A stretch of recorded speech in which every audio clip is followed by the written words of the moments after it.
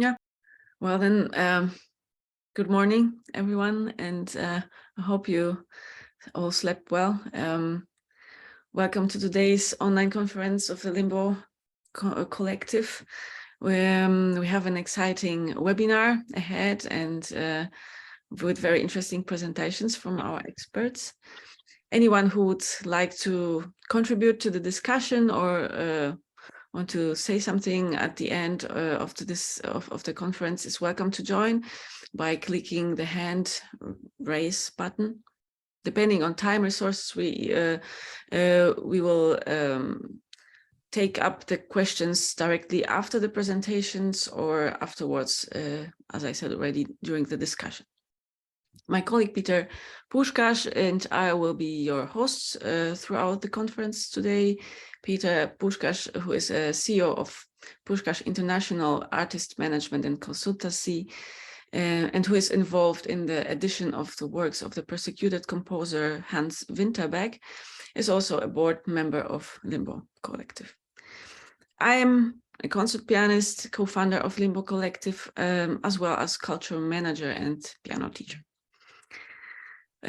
So what is actually Limbo Collective? Maybe a few words to our organization.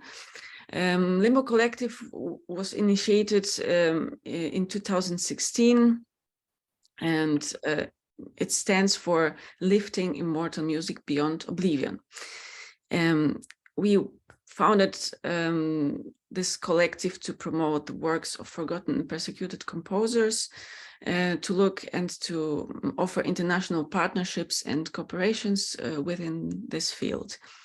Limbo Collective created also an online platform where you can not only get more information about these composers, but also get an impression of their music and see their lifespan and stages on a map presented with interactive content.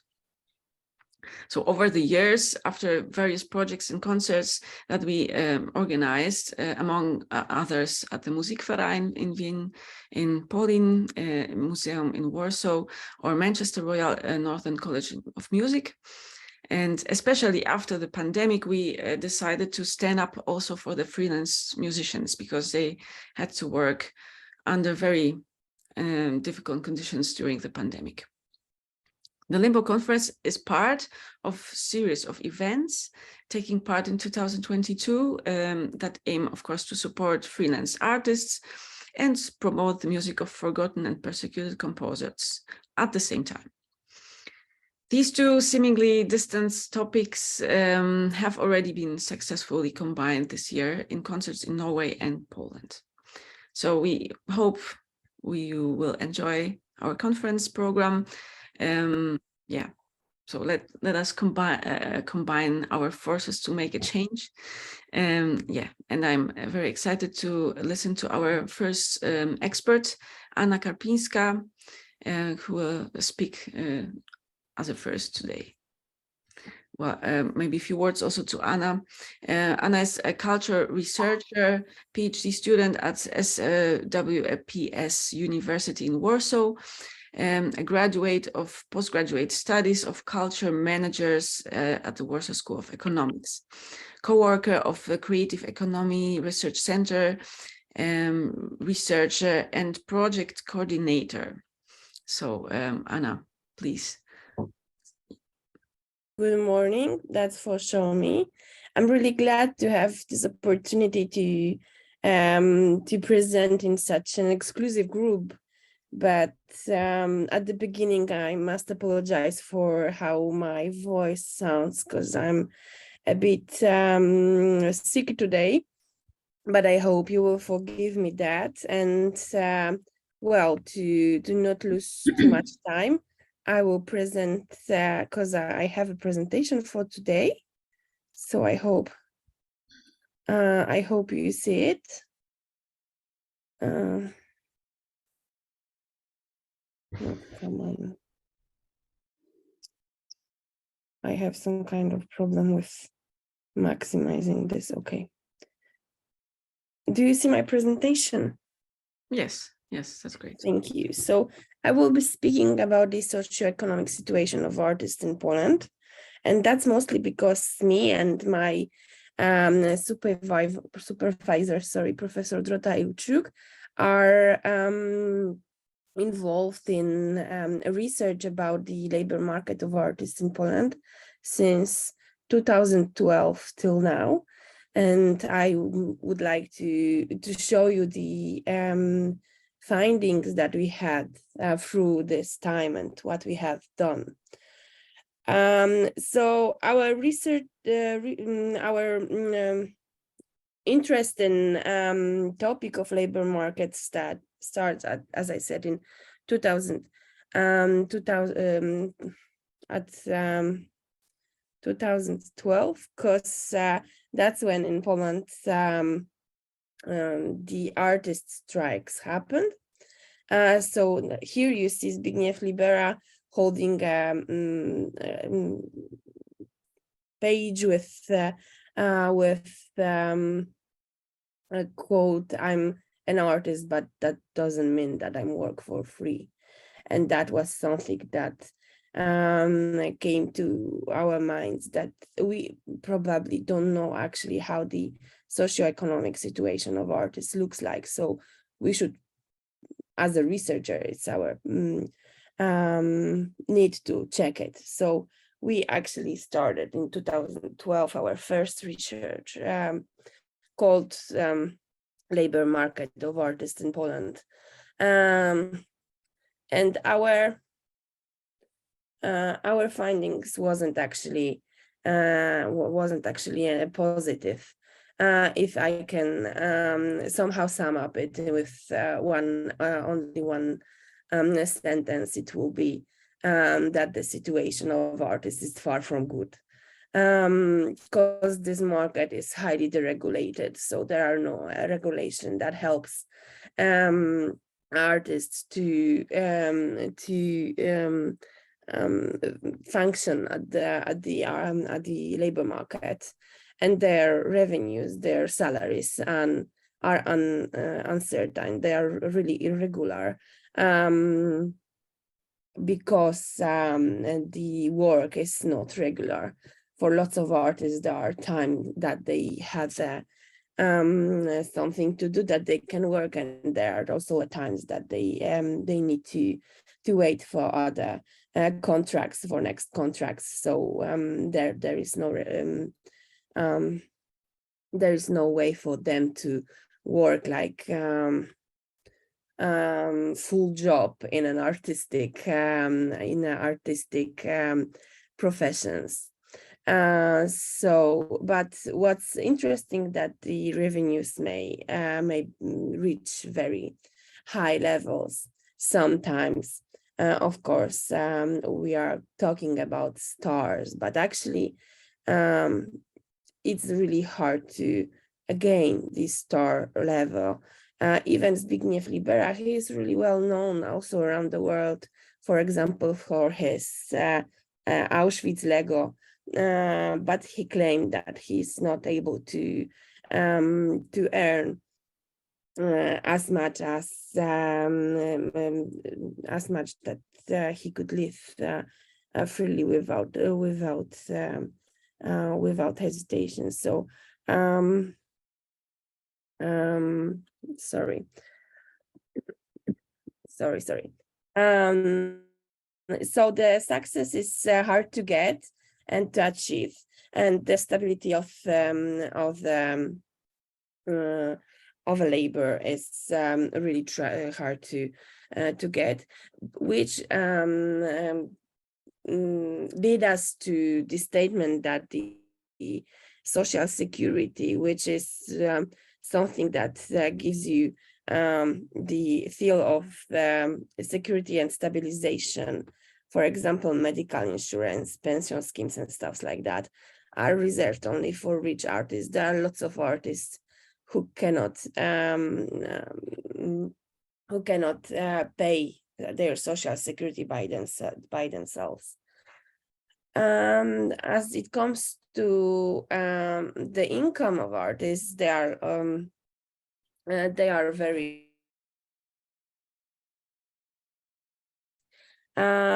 it's because this work is really specific, especially when you speak about, for example, painters, they are asked to put their works into gallery without no remuneration, but rather as a point of marketing action. So as I said, the examples of very high earning are reserved only to the very narrow group of stars. And of course, as there is no stability in, for example, social security, the artists are actually need to work also in non-art work often. So that was our findings from our first research held, which ended in 2014. But then we decided that we need to do something with it. There's something to be done with it. So we wrote a bunch of expertise about the situation of artists around the world, and actually we've created a support scheme of artists and the labor market as an whole, which was presented at the our country cultural conference, which was actually a huge conference from the artistic milieu, and we present them our scheme, our proposition, and something that really comes to their mind was the status of artists. So the regulation of how the labor market should work and how how being an artist should be regulated. But to do that, we need to fulfill the needs of every ministry that comes with a new law. So we first of all needed to know how many artists there are in Poland. So we held another research estimating the number of artists and creators in Poland. We did it in 2018. So what was actually our first finding is that the actual size of artistic milieu is much smaller than we think about it. When we speak about the artists, we believe that there's a huge amount of them, but it's not true. There are lots of things that there are some things that we call professionalism, which means that every artist holds 2.5 job, actually 2.5 profession. So there are actors who are also singers or dancers. There are painters who are also sculptures and stuff like that. So I guess you understand what I'm trying to explain. So we think about this milieu, and it becomes really small when we find this multi-professionalism indicator. And thanks to that and lots of the counting, we developed the quantity of the artists by the main profession. So we asked them which profession is their mind, the first one, because since we know they are holding almost 2.5 job, 2.5 profession, they could be counted in lots of sectors, but we ask for the main one, and that's how we developed the sum of 59,970 people who would be participating in an artist's in the status of artist. So the professional artists, people who try to live through their artistic job. And as you see, we have a few sectors: music, architecture, visual arts, theater, film, literature, dance, folk art, and interdisciplinary art. We didn't develop it by ourselves. Actually, the artistic milieu was involved in all the process of our research, and they give us this sector and types of sectors, and also they give us all the types of profession that they hold. And as you see, there are at the first place there are musicians and architectures.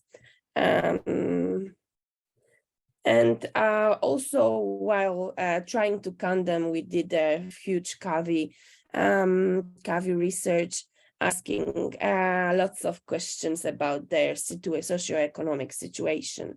So what was the most important for us is knowing how their monthly income looks like. So we are speaking about 2018, when the minimal wage in Poland was 1,133 euro, and not any of this average wage didn't actually fulfill this average income. As you see, men earns a bit more than women, but total for the whole milieu is actually 874 euro. That wasn't much. We need to agree about that. And as a form of employment, there are domination of short-term contracts with authors' right. We have a few types of contracts that are maybe not popular in other countries, but we have also, the short-term contract with author rights is a type of contract that didn't provide any social security and any stabilization. It's just a contract for a specific work, and so that's really important to be aware of, that this contract didn't actually granted any stability. And it is also really easy to end it, which actually happens many times during the pandemic. And lots of artists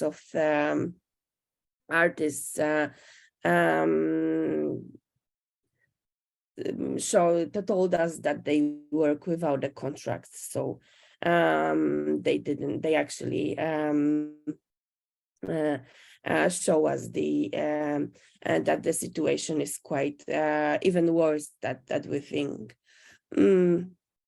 We did it, and it actually helps the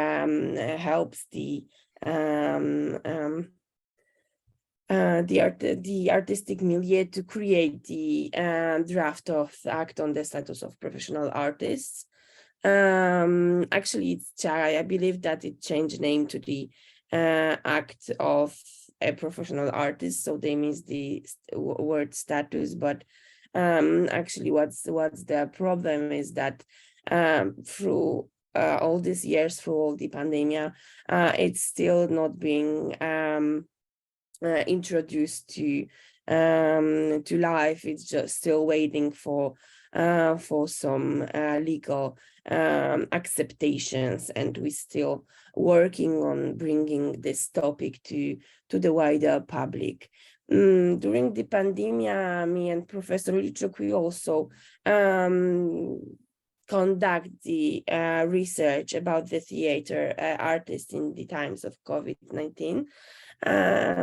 We take only this specific group for two reasons. First of all, the Theater Institute was the institute who asked us to do that, and the second one is that was one of the most valuable and vulnerable group through the pandemic, because the theaters were closed and they wasn't able to work. So as you see, lots of them, so 92% agreed that the pandemic had a huge impact of their life, and it changed their employment situation. That's because it's easy to end the short-term contracts without any problems. They try to fulfill their career with online tools. They try to work in the online sphere, but it wasn't always possible, not for everyone, because of some kind of troubles with internet, lack of knowledge how to use it. They were trying to benefit from lots of types of support. So the support from Ministry of Culture and National Heritage or state support. But what was the most mind-blowing actually finding is that during the closure of theaters, many of artists need to change their jobs to low-paying, not the low-paying jobs to support themselves. So they've worked as the food deliveries, they work in bakeries and shops because they didn't have the opportunity to earn from their artistic professions. And not to speak any longer, because I do believe that maybe I speak too long. I need to thank you for your attention.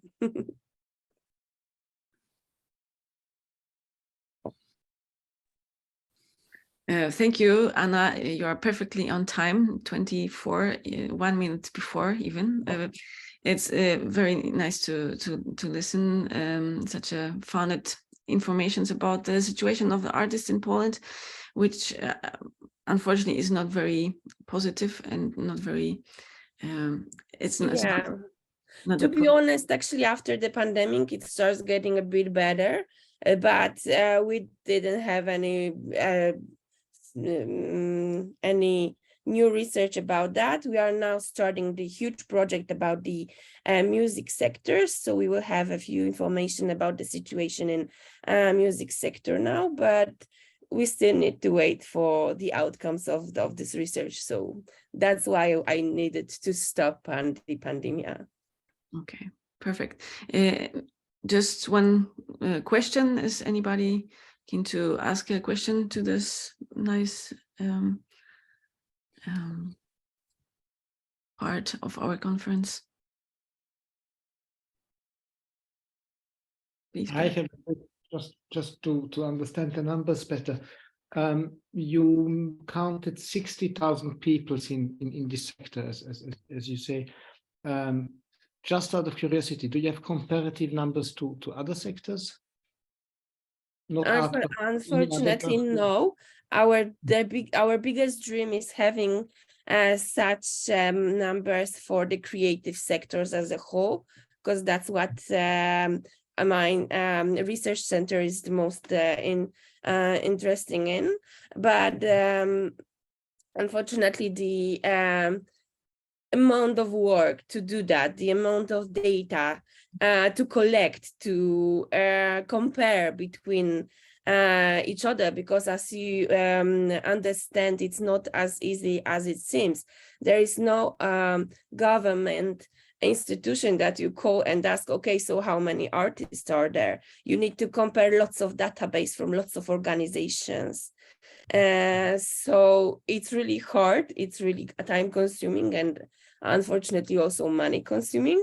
So there is no, for now, there is no possibility for us to go through such research for the creative sectors.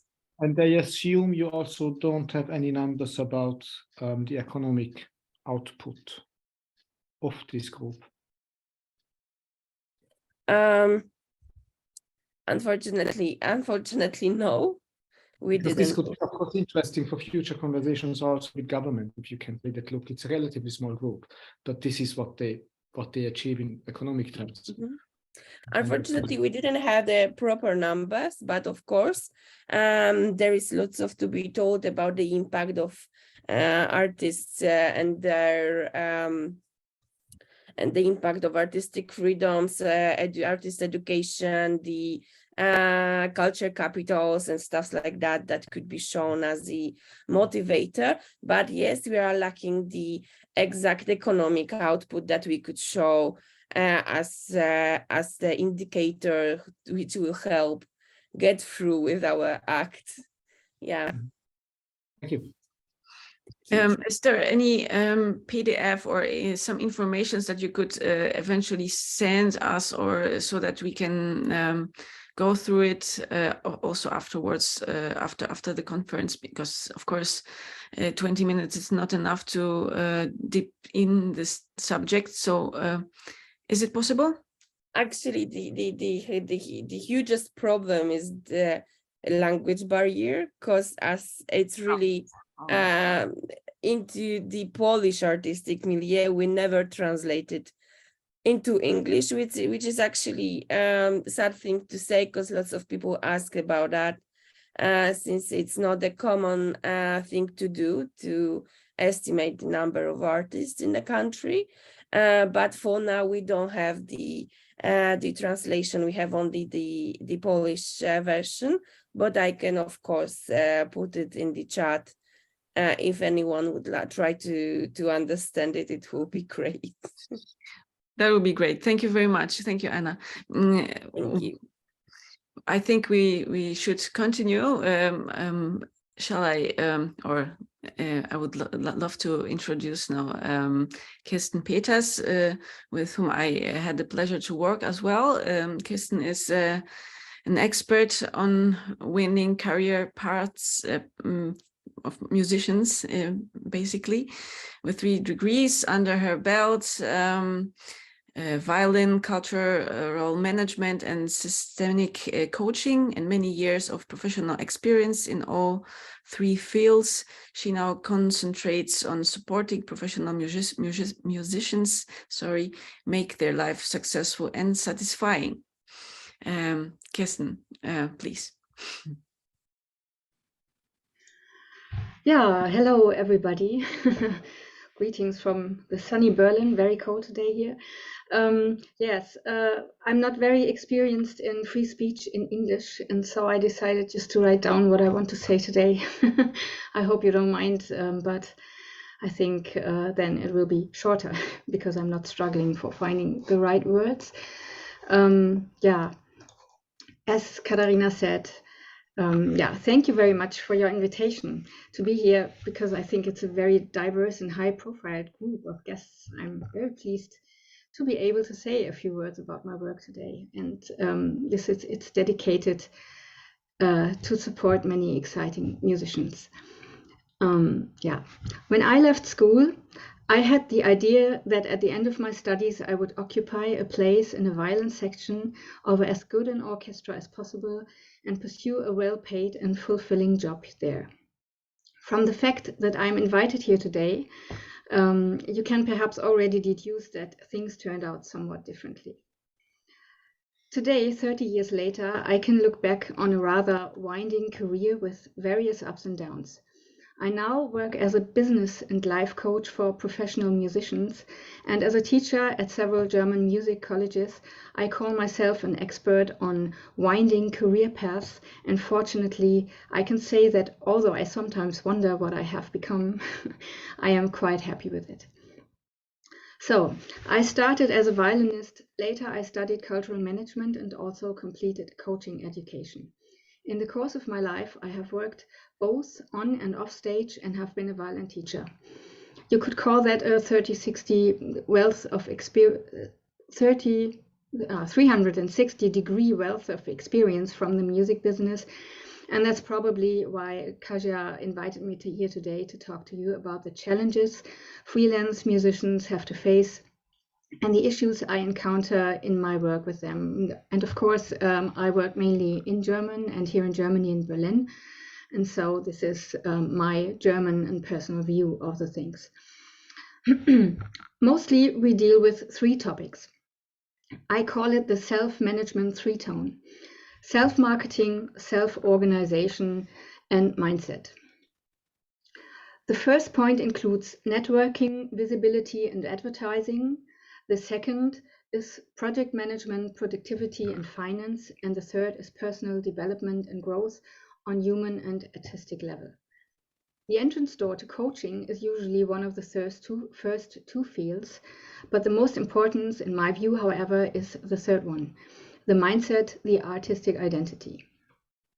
Most of my clients are part of the classical and jazz scene. This is because I come from this world myself. I've worked mainly on a freelance basis, as you think the German numbers aren't very different from what we heard from Anna.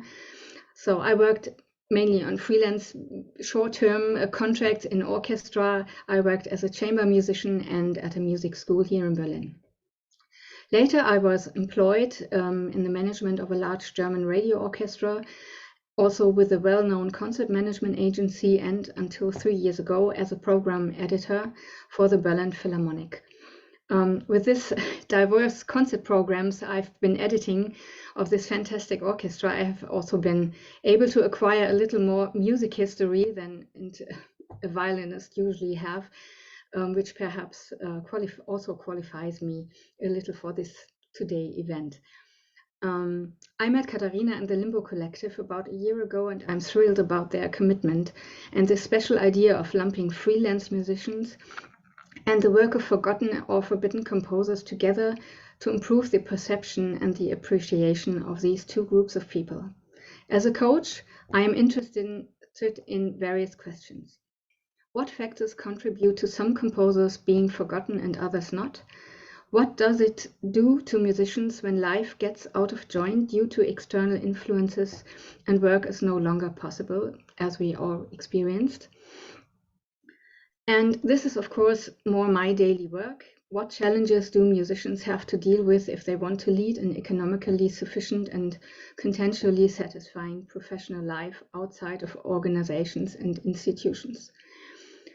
Personally, I have not yet had any clients who, like many of their European colleagues in the 20th century, were hindered in their work for political reasons, ostracized or even persecuted or threatened with death.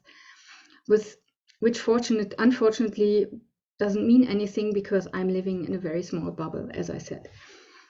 What I do have experience with, however, is the structural and individual hurdles that female musicians have to overcome in both the classical and jazz scenes. We have seen it in the statistics before. You remember the female and male income. We still live in a male domain. The voices of female composers and performers are still not heard enough. And of course, this also reflected in the everyday conflicts that female artists have with the external world and with themselves. It's about self-confidence, about self-worth and appreciation from the public. It is often about not only finding one's own voice, but also making it audible. In other words, it's about range and visibility. Even if many structures have already changed for the better on the outside, it is not uncommon for all those involved to have to break through stubborn thought patterns and perception filters. These are the overtones that resonate in my work, even when it comes to such profane things as, do I need a website? Do I need to do social media marketing, and how does it work? How does professional project management work? How can I do useful networking so that my music will be heard? How can I organize myself, my professional life more efficient? And so on and so on. Here I come back to my self-management three-tone. These three aspects, mindset, marketing, and organization, or in other words, artist, manager, human being, can hardly be considered separately and they are interrelated. In coaching, if necessary, there is a protected space and time to orient oneself in this complex mishmash or cacophony.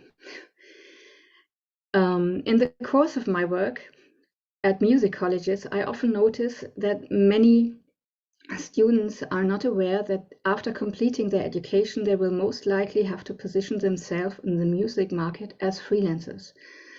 When it comes to earning a living with music, which means positioning oneself skillfully in the market, acquire and executing projects, it takes much more than just musical expertise and talent. Since you shouldn't just rely on your luck if you want to boost and sustain your musical career, it makes sense to acquire all the extra musical know-how as early as possible. Many colleges have and universities have recognized this in the meantime and offer corresponding content. As a teacher, however, I'll experience that absolutely understandably, the students focus basically on acquiring their instrumental and musical skills. Who could blame them? Many students only realize later the relevance of what is on offer. My teaching, for example, is a nice to have. Oh yes, quite interesting, but there's still time for that, isn't it? When the master's degree is in the bag, some wish they had dealt a little earlier with the Künstlersozialkasse, I don't know the English word for this, how to negotiate contracts, how to fill out their tax return correctly, how to attract an audience, and what agent and promoters actually expect from them. In my opinion, there's a need for further education outside the music academies. I would be happy if there were more age-independent offers that are also accessible for musicians with little financial resources.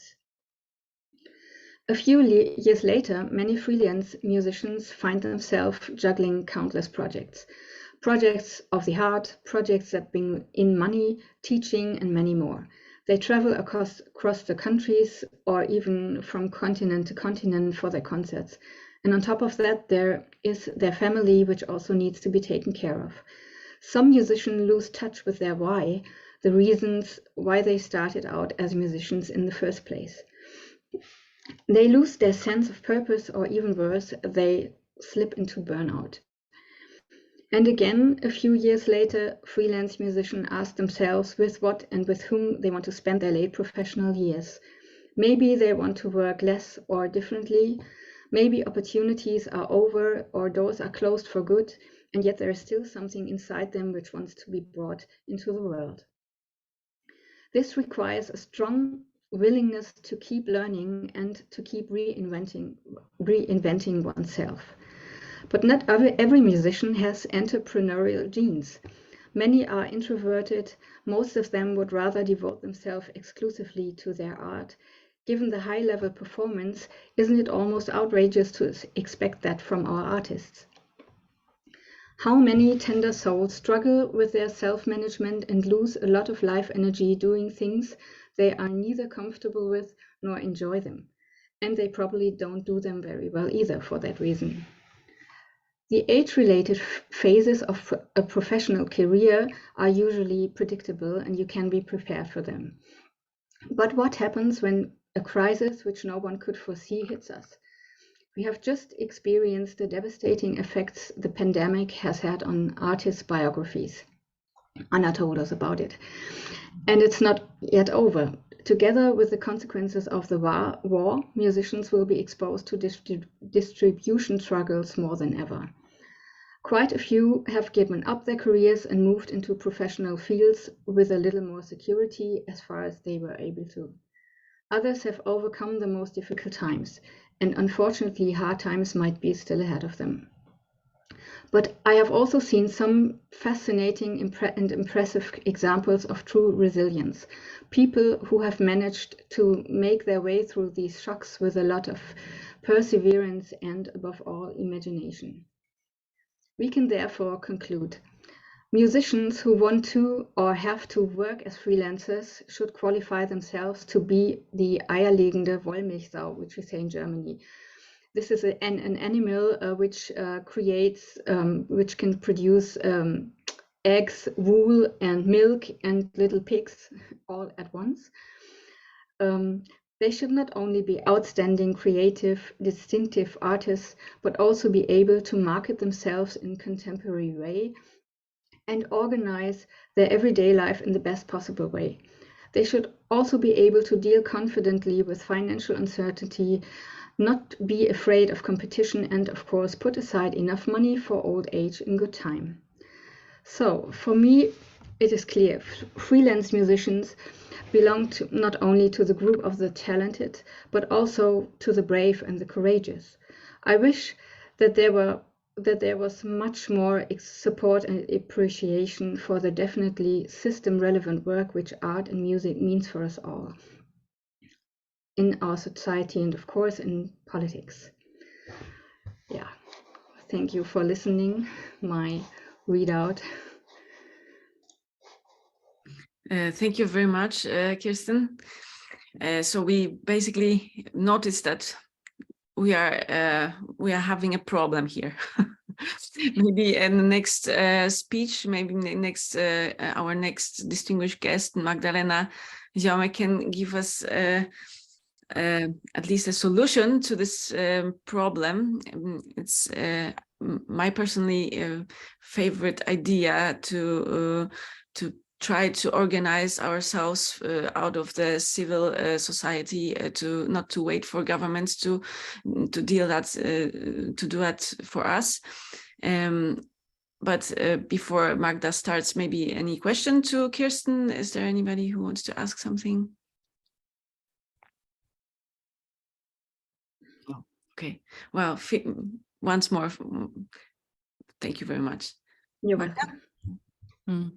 Hello, everybody, and thanks a lot for inviting me to this conference. I'm really honored, but I have to say that we are, as Cooperative, we were born in Belgium, and we were initiated by musicians, but many years ago. So, Société Mutuelle pour Artistes, it is the name of SMART, and it was really born because there was a bookkeeper. He was keen on jazz, and he has friends, musicians, who had some contracts working as musicians, but they didn't know how to put them correctly into the taxes, how to declare the work. And there was the first idea why SMART was born. So thanks a lot to your field of working, because it was the initiative for us to rise as a cooperative.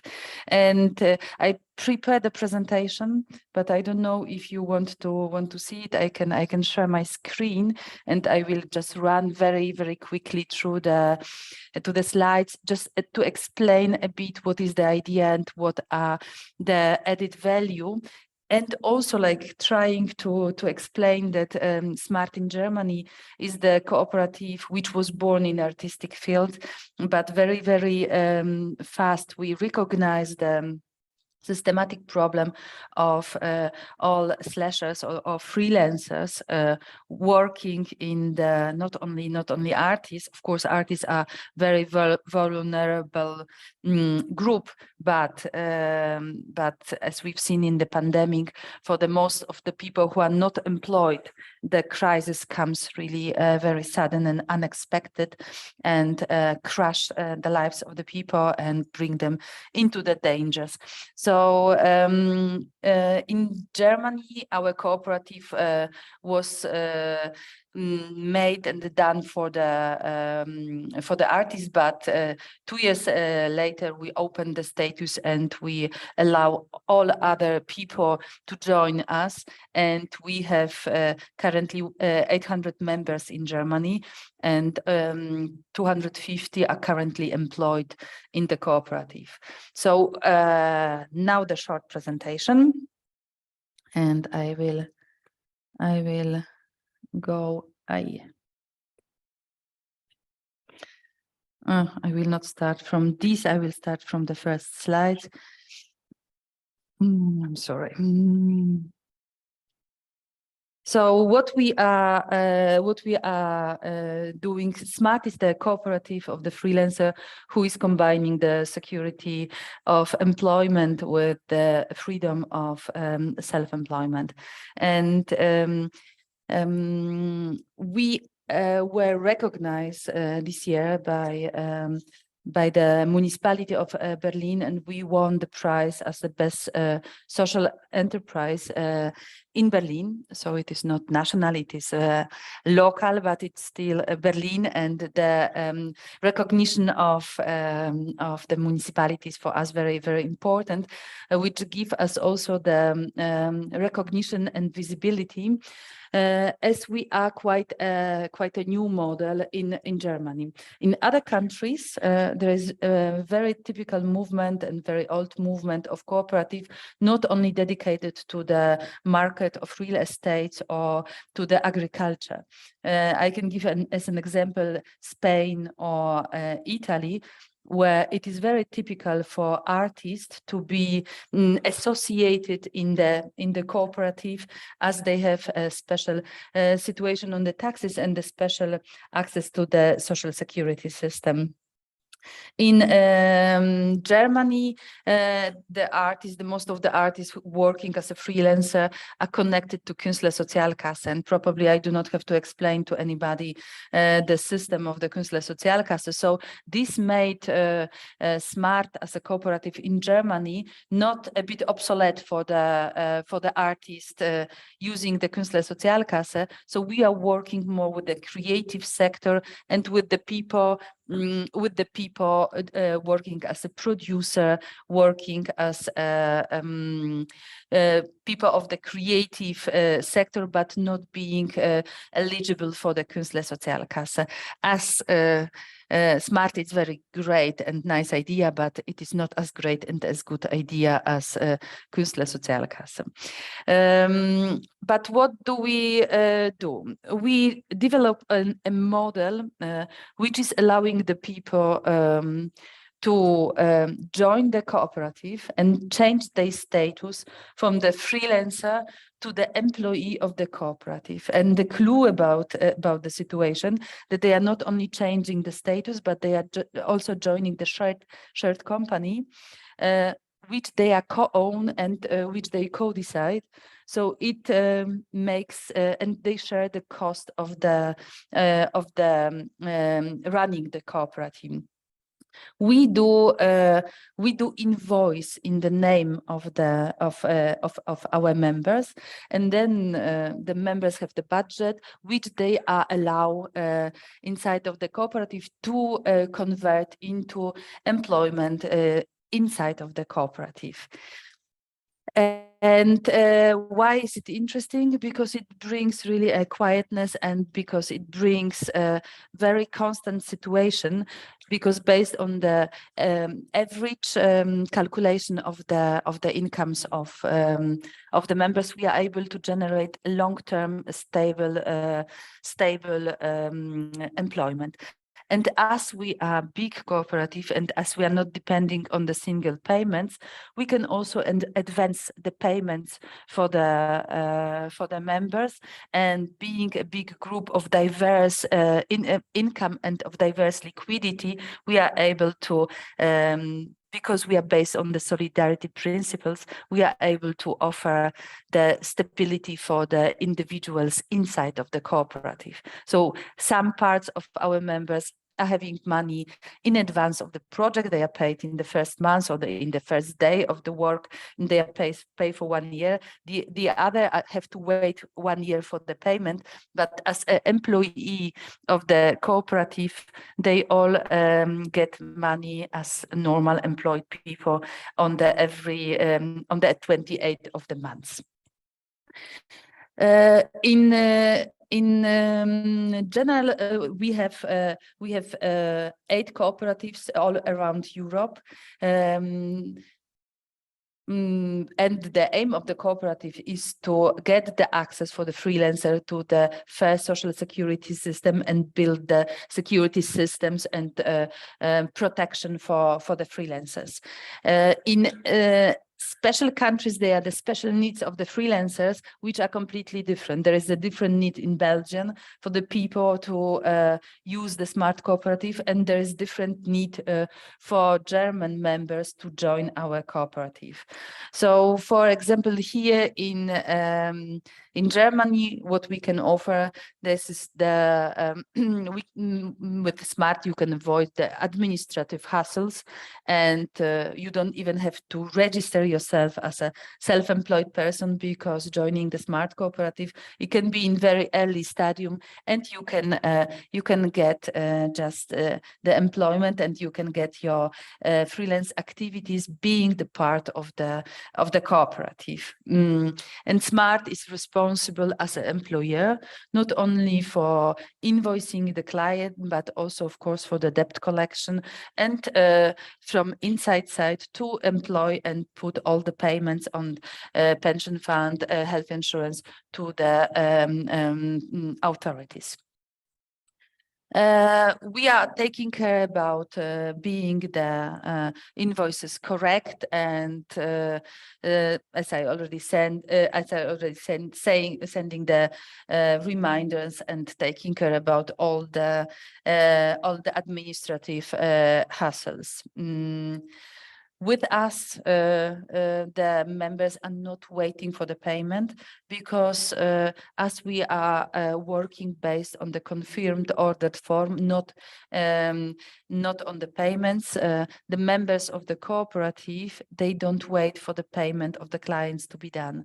And even if the client is not paying, as we are using the principle of solidarity, the cooperative is taking care about not paying clients and covering the losses, and not the individual member of the cooperative.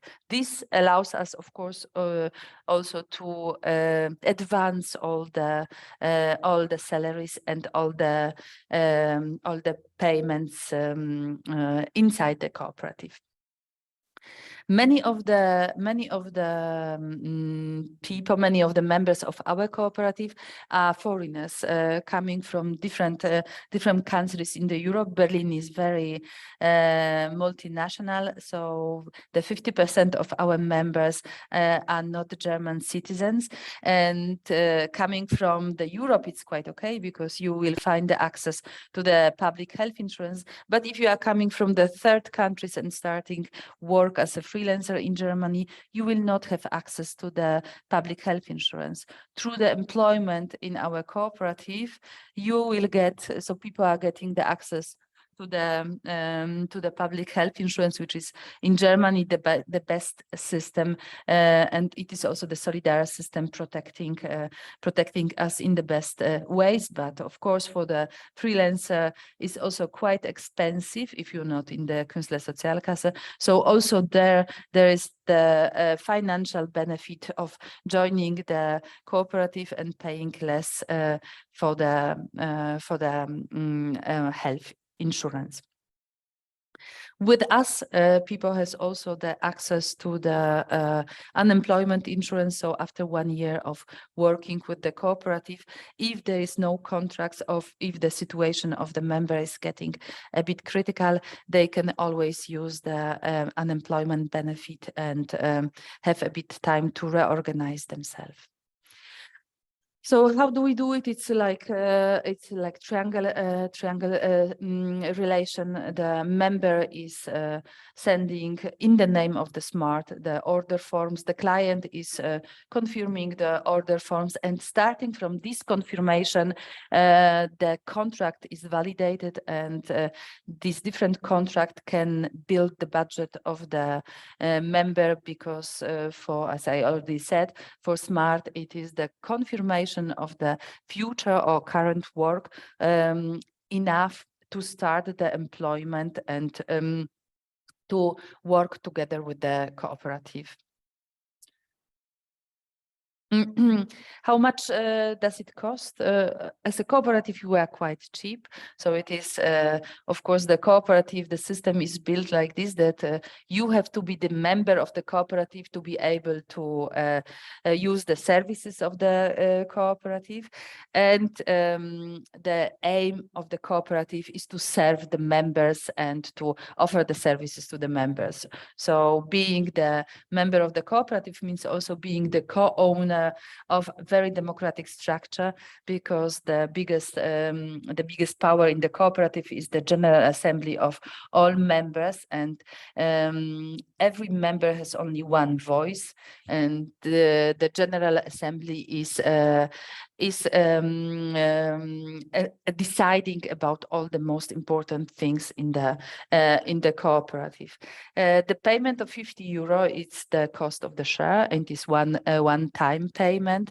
And for the people who wants to leave the cooperative, we are also paying back the share. So it means it is just the investment, and we will be happy for the people to buy more than one share, because it will help cooperative to grow. But of course, only one is mandatory.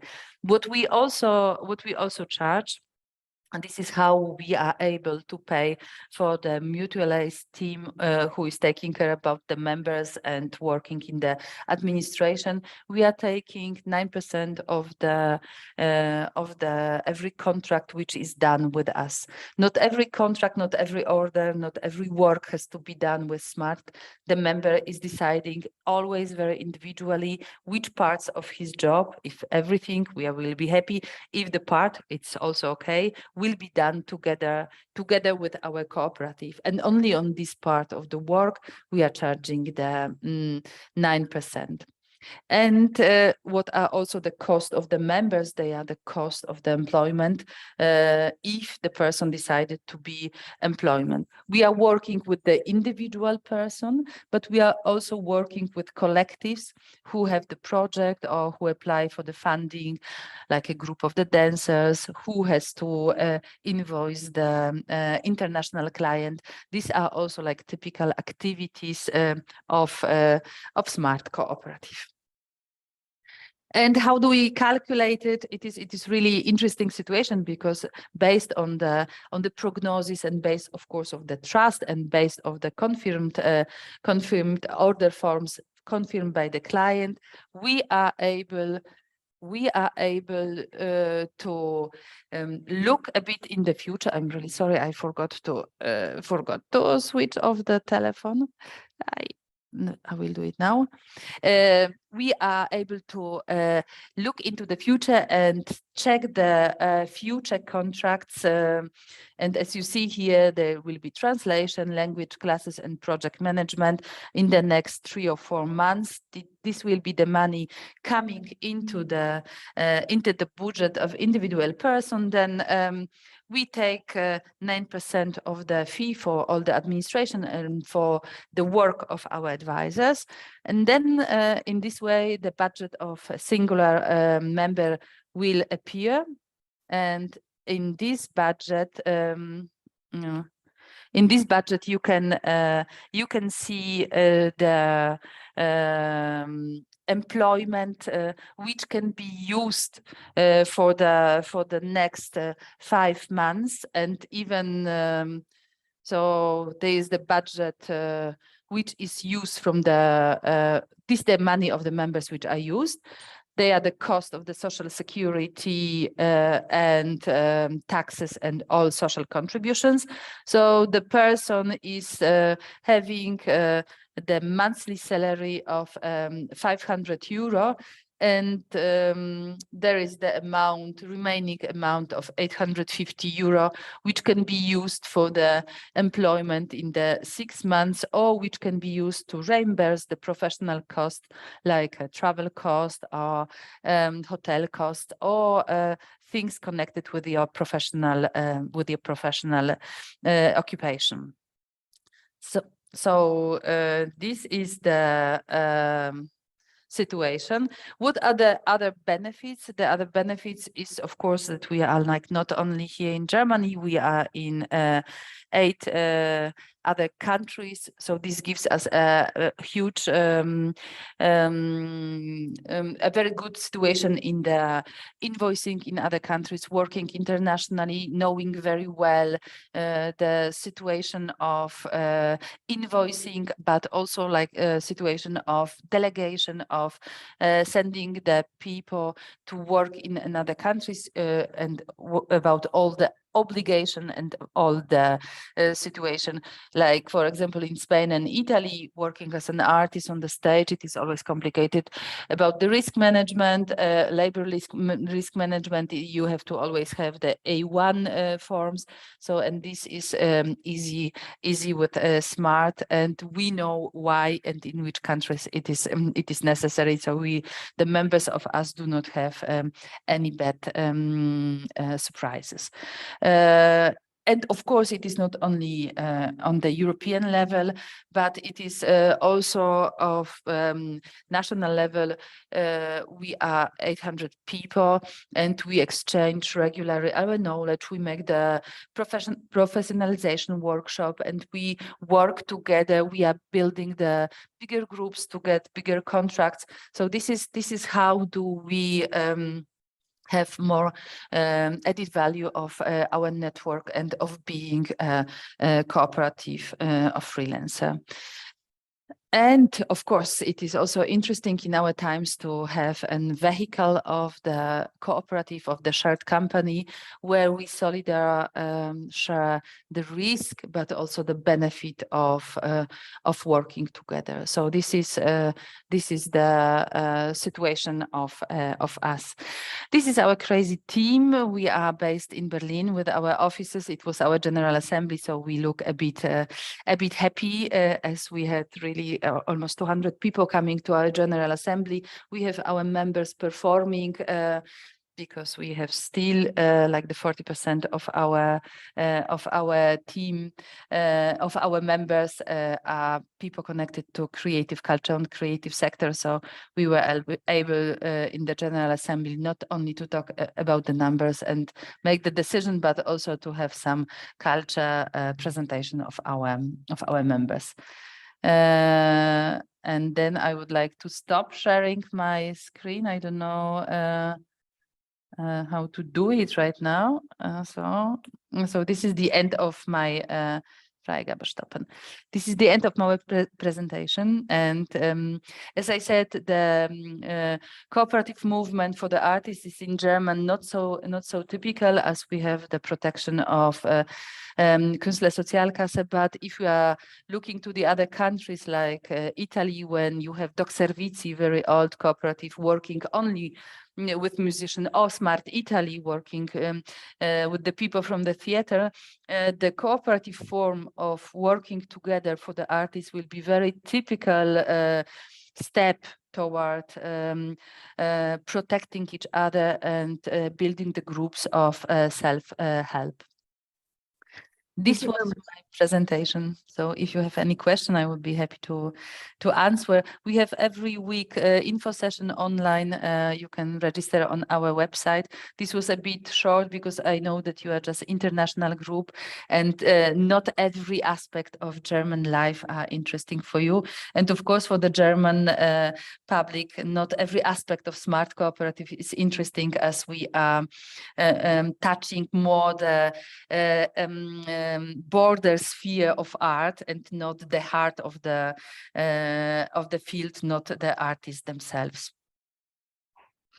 Well, thank you very much, Magda. That was very interesting.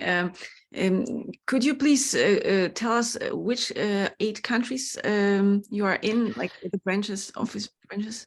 The idea is born in Belgium, and there are 75,000 members there, and there Smart is almost like institution, like for the people. It's normal to work with Smart. Like normal freelancer having a contract is working with Smart. So probably every artist who is working as a freelancer is working via Smart in Belgium. Then we have France, we have Sweden, Austria, Spain, Italy, and Germany and Netherlands. Okay. Thank you. There's still no Smart in Poland, right? We were trying a few years ago it's my dream, of course, to build Smart in Poland. Somehow Smart is always built by people of culture. So I am a historian of art, and they asked me, could you imagine to make it in Germany? I was, no, it's not possible. So it was, and then we also asked the same kind of people. We asked people working from Bałtyckie Centrum Kultury if they are able to start thinking about creation. But for the people of the culture to leave that's completely the culture and to sit with the papers, it's pain in the ass. So you really have to find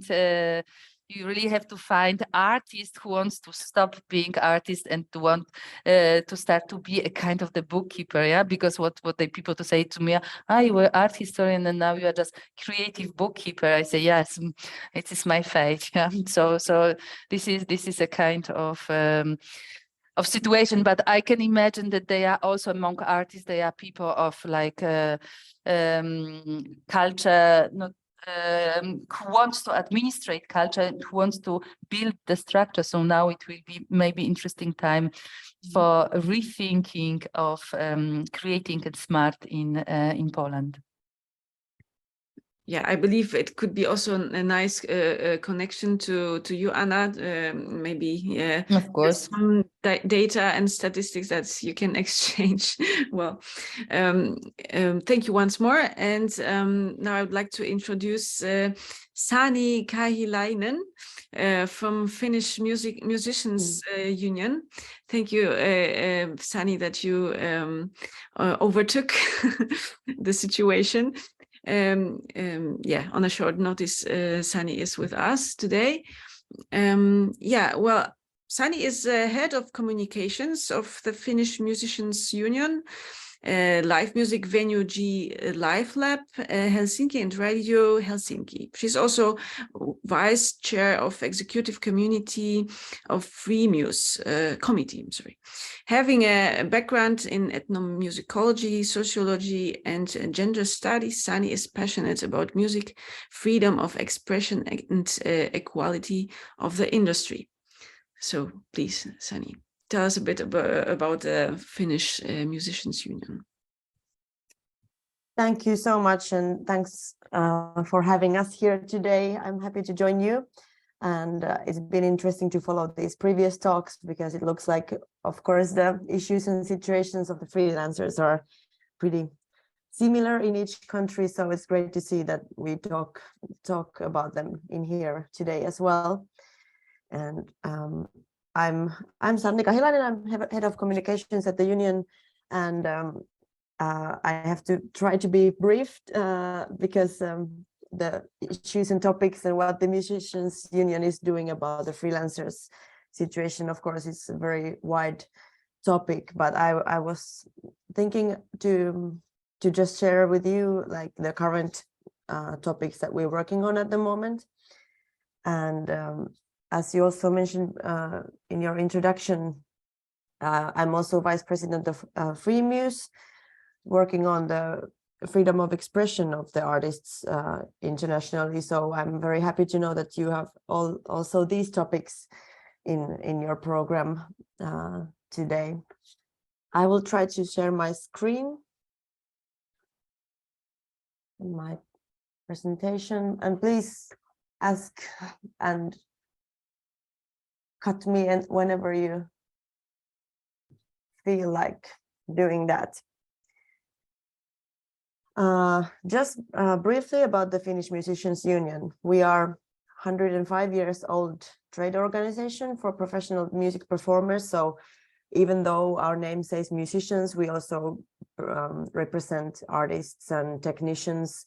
And compared to like traditional union work, we also are a bit different because we also represent entrepreneurs, not only employed musicians. And then most of our members are freelancers, musicians, artists, technicians, and so on. So in addition to the bargaining and cultural politics, also the union is working on advancing the music industry. So we don't only want to watch what's happening and comment on that. We are also trying to find out new ways to work in a better way in the live music field. That's why we are having 2 innovative live music venues in Finland, and we are creating more at the moment. And we are also having the Radio Helsinki, which is a music and culture radio. So we are doing also these things. But what our members benefit from the membership are collective agreements, free counseling and contract consultation, legal assistance, insurances, residencies, events, and so on. And I was trying to put in a couple of topics, what we are talking about at the moment and what we're working on. Well-being is very current topic in many ways. Then also equality and diversity are big part of our work these days. Then the social security issues and copyright law. So this I wanted to talk about a little bit. The well-being, of course, has always been like a different situation for freelancers and employed musicians, but the COVID restrictions, of course, showed that to all of us internationally how this situation was different, and the restrictions hit the freelancers very bad during the years. So the work possibilities were taken off, and the financial situation was a disaster, and social security was not full, so to say. There was a lot to fix. And also then the health issues and mental health issues started to come more current. So during those challenges, the union was sharing grants to our members and lobbying for grants by the government for all the musicians and artists. And also we were organizing support for mental health. And I didn't want to go to the COVID times so much in this event, but I had to mention it because it's of course so big part of what's happening at the moment, and these are also on the background when we are thinking about our services at the moment. So about the well-being, we are having already for 2 years this project Scala, which means scale, for mental health services. So we have been trying to find out the best ways to support the musicians' mental health, how to maintain it when it's good or still okay, how to also prevent or deal with mental health problems. And then we are offering professional guidance for individuals or also for bands and groups. So these have been the new things that have been very important for many of our members after the COVID times especially. Then also we are offering yoga for musicians, events, conferences, panel discussions for musicians about the well-being. And we have been working together with a psychologist who works mostly with musicians. And now at the moment we're planning a radio program with her so that she would also share her knowledge for everybody, even without having to go to the appointments, so that we could even maybe spread the word for the musicians as widely as we can. Then one of the big issues has also been equality and diversity, and I think that's everywhere as well. But last spring we made this survey with the music industry together about inappropriate behavior, and of course we knew that there is a lot of inappropriate behavior in the society and in the music industry. But we wanted to know what exactly is happening, and we didn't want to only focus on sexual harassment, which has been a lot dealt with after the Me Too, but also racism, all kinds of discrimination, and so on. And now we have more knowledge about what kind of behavior the people in the industry are facing. And it was clear from the survey that women, non-binary, young professionals, freelancers, and different minorities were the ones to encounter inappropriate behavior in the music industry most. So now when we have the numbers and more of their stories, it's been easier to talk about it. So we don't have to just say that, yeah, we know about this, but what we actually know is now there on paper. And of course, we don't only want to just say that this is the situation. We've been trying to also work on how to tackle it. So the music industry together also created this guidance, safe at every stage, creating a music industry that's safe for all. And the purpose of that is to tell what is harassment, what is inappropriate behavior, and how to tackle it in the local level. So basically we are telling how to recognize what is what, and then how to deal with it, who is responsible. So big part of the guidance is that in all the situations, no matter if you're freelancer, employed, audience, or whatever in the music industry, then you always know that there is somebody you can contact if anything happens. And we are trying to spread that word at the moment, and it is concerning all kinds of work settings, gigs, concerts, rehearsals, recordings, songwriting, music videos, everything in the industry. So if you want to know more about this instruction, it is in this Finnish link that I've written there, but I can also send it afterwards to you if it's good, if you would Yes, like please. to read more. Sorry. Yes, please. It would be great if you. Thank you. Just put it in the chat and later on. Thank you. Thank you. And of course, this topic also has to do a lot with the health of the freelancers, if it's even possible to work in your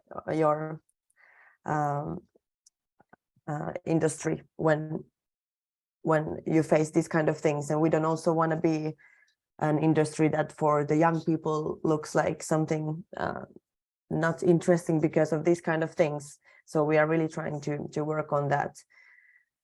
So that will also hopefully benefit the mental health that has been an issue. Then I wanted to also mention the parliamentary elections, because they are coming next April in Finland, and especially in these times, we have had a lot to lobby for the government. So we have some topics that we are raising before the elections, and I've listed here what they are mostly about. Social security of freelancers, of course. Unemployment benefit in Finland has been the mostly broken part of the system because of the definitions of employed and entrepreneur in the system. So this has been the problem, the reason why some of the freelancers didn't get what they deserved as benefit from the government. Then also the copyright law and EU directive have been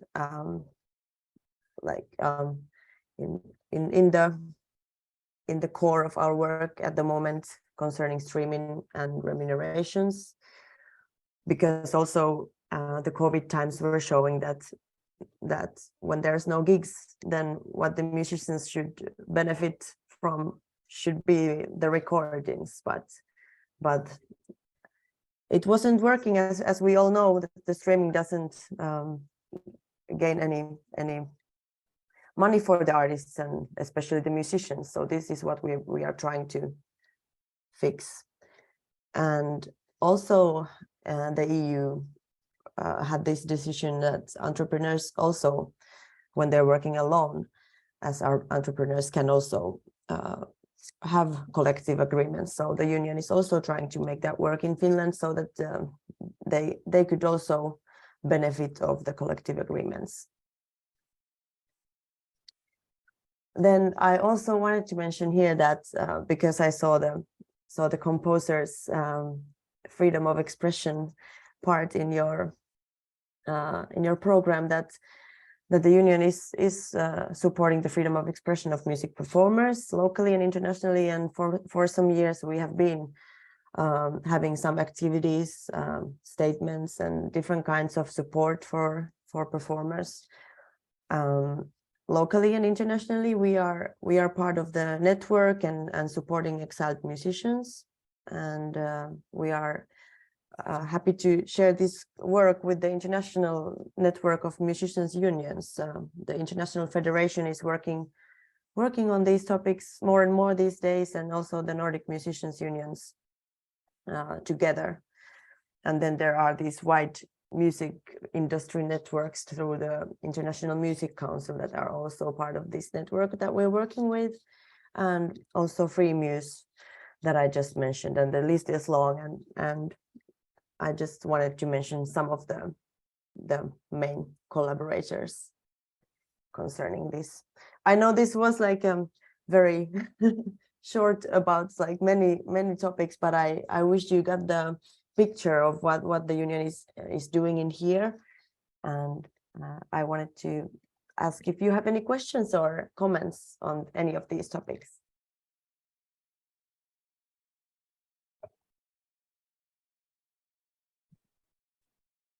Is there somebody who would like to ask Sanni something about the insights of Finnish Musicians Union?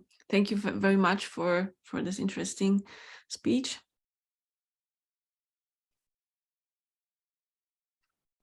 Well, then Peter.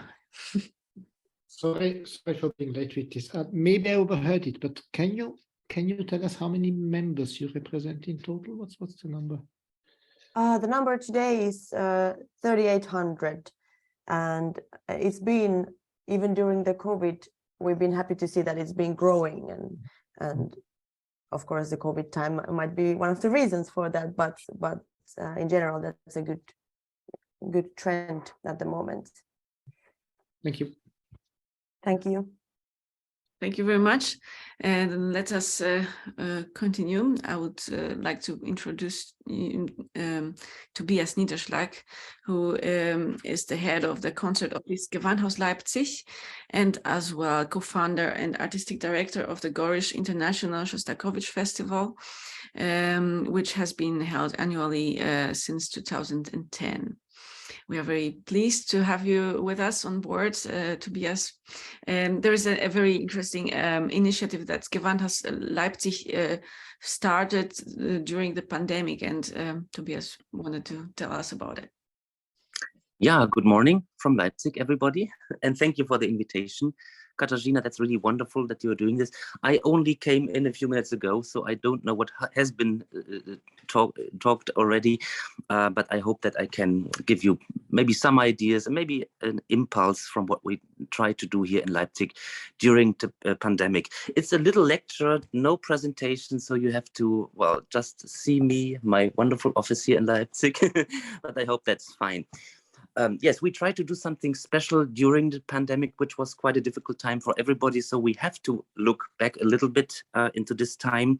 But I would like to start a little earlier because, of course, we are a classical concert venue, concert house here in Leipzig with a wonderful symphonic orchestra, the Gewandhaus Orchestra. But we already before the pandemic tried to extend the range of the repertoire we offer to our audiences, because Leipzig is a very traditional but also a very young and a lively city with a very lively freelance scene as well. And we always thought it would be great to bring those aspects together, the great tradition of the orchestra here and the many young people in the freelance scene, also for artistic projects. That's why we started a series called To Play, where we brought together musicians from the orchestra with artists, musicians from the freelance scene, to create a new piece, ideally, something like a crossover piece, but nothing too cheap, not too kitschy, with a certain ambition behind it. That was not so easy, I have to say, because as you may know, the conditions were quite different, because classical musicians need musical material. They need to know what to do, how the structure is, what to play, especially if you have an ensemble. And many musicians from the freelance scene work in a very different way with improvisation or with a different kind of notation. And to bring that together, that was quite a challenge. But we opened this already to the public. So the audience could see how those musicians came together, how they discussed about what they would like to do. Of course, there were also parts of this process which were not open, but we had 3 or 4 open rehearsals where the audience could see how how something develops, and then a concert at the very end with the new piece.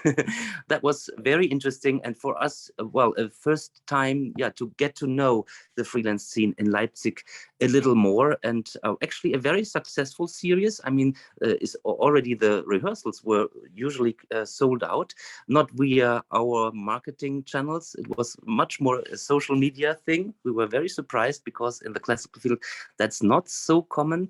Times are changing now, but this worked in a very different way and was also a very interesting experience for us. Yes, but then the pandemic came, which was a challenge for everybody here. I mean, the Gewandhaus had to shut down, and of course we were thinking what we still can do.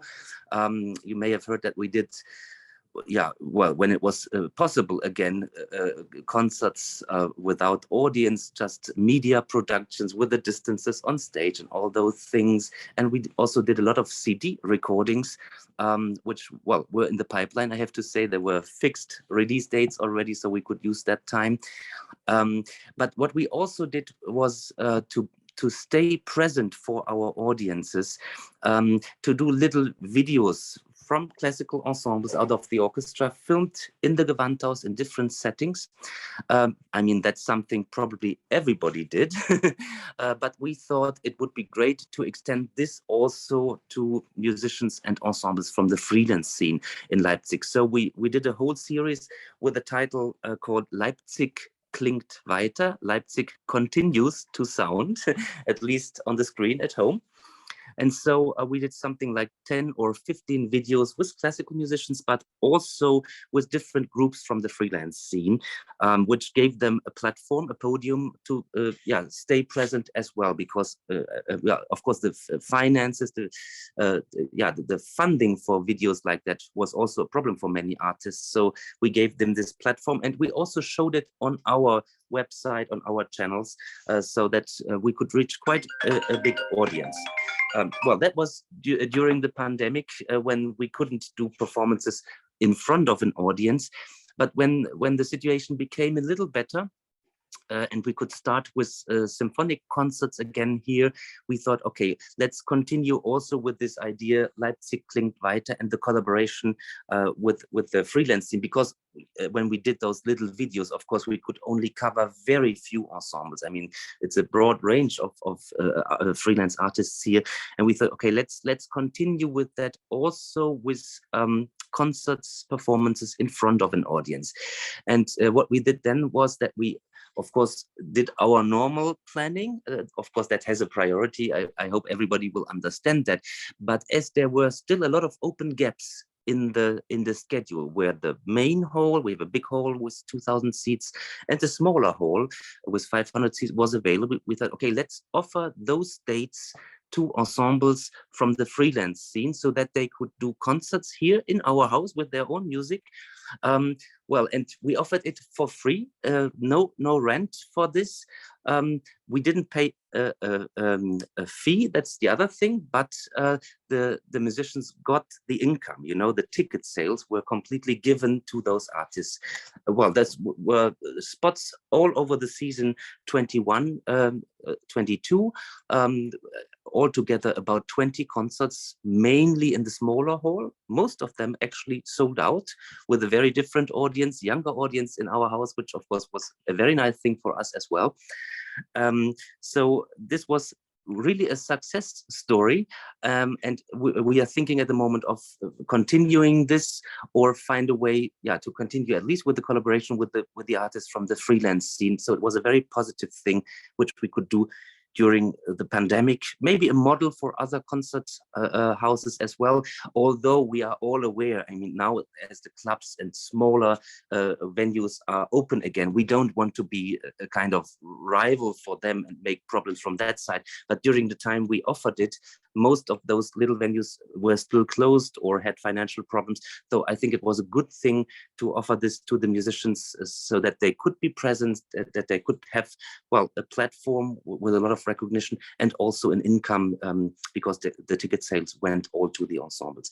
That's what we did. It's not a great story and not a long story, and that's actually already the end of my lecture. But maybe it was interesting to hear about that, and maybe you also have questions about this. Thank you very much. That was very interesting indeed. Is there anybody with a question? Okay. Well, Tobias, I think, yeah, I'm sorry, Peter. There's a question, okay. Good morning, good morning, good morning. Two questions, no, three questions maybe. When you opened the stage for freelance musicians, just logistically, how did you manage the process? So the ensemble applied to you in one way or other, and you selected them, or how did it work? Well, there was how you say, a little committee who selected them with members from the freelance scene, but also from the city of Leipzig. Everything is, well, in a way, city of Leipzig here, and also from the Gewandhaus. So we chose a selection to have, well, a broad range of very different kinds of music, also classical, but this was mainly, going more into the rock, pop, funk, jazz, and world music direction, because classical, of course, we offer ourselves here. Yeah. How many applications did you have? How many what? Applications in total. How many people reacted to the call? Actually, a lot. I have to say, that's why I'm maybe not really the right person to speak on detail. I was not part of this committee. That was a member of my department here. But actually, I have to say there were really a lot of applications, and we couldn't cover all of them. So that's another thing why we are thinking of continuing in some way with that. Yeah, but that was just not possible because we only had a limited number of dates which we could offer, and then we had to see, to whom we would give it. Yeah. And did I understand correctly that this was running over the past season? Yes. So, yeah. Well, yes. Yeah. So since you said that obviously this was jazz and rock and other things, you obviously brought people to the Gewandhaus that normally wouldn't have come, I imagine. Yes. Can you see today a legacy of that? That maybe these people come back or not, or was it a one-off and now we continue just in our classical world and that's it, or how does this look? Well, it's a little difficult to give a very clear answer to that. Maybe it's also a little too early for that. But what we can see, we are still all facing a lot of challenges regarding audiences. I mean, they are coming back peu à peu, as I can say, but it's also for the classical field a different and difficult situation. Not everything is sold out as it used to be before. People are hesitating for different reasons. We all know about that. But what we can see, and maybe that's an answer to your question, that in our symphonic programs as well, where, as I have to say, not everything is sold out. That was very different before the pandemic because we had a 95% of subscribers. No, but there are a lot of young people coming to our concerts now. If those people were at the concerts of the freelancers here, like, I don't know. I mean, this is really something we investigate, but that's a very positive aspect. Although I have to say, everybody is welcome here. Yes, especially the young people, but also the older ones. I mean, of course, we would love to have every subscriber back.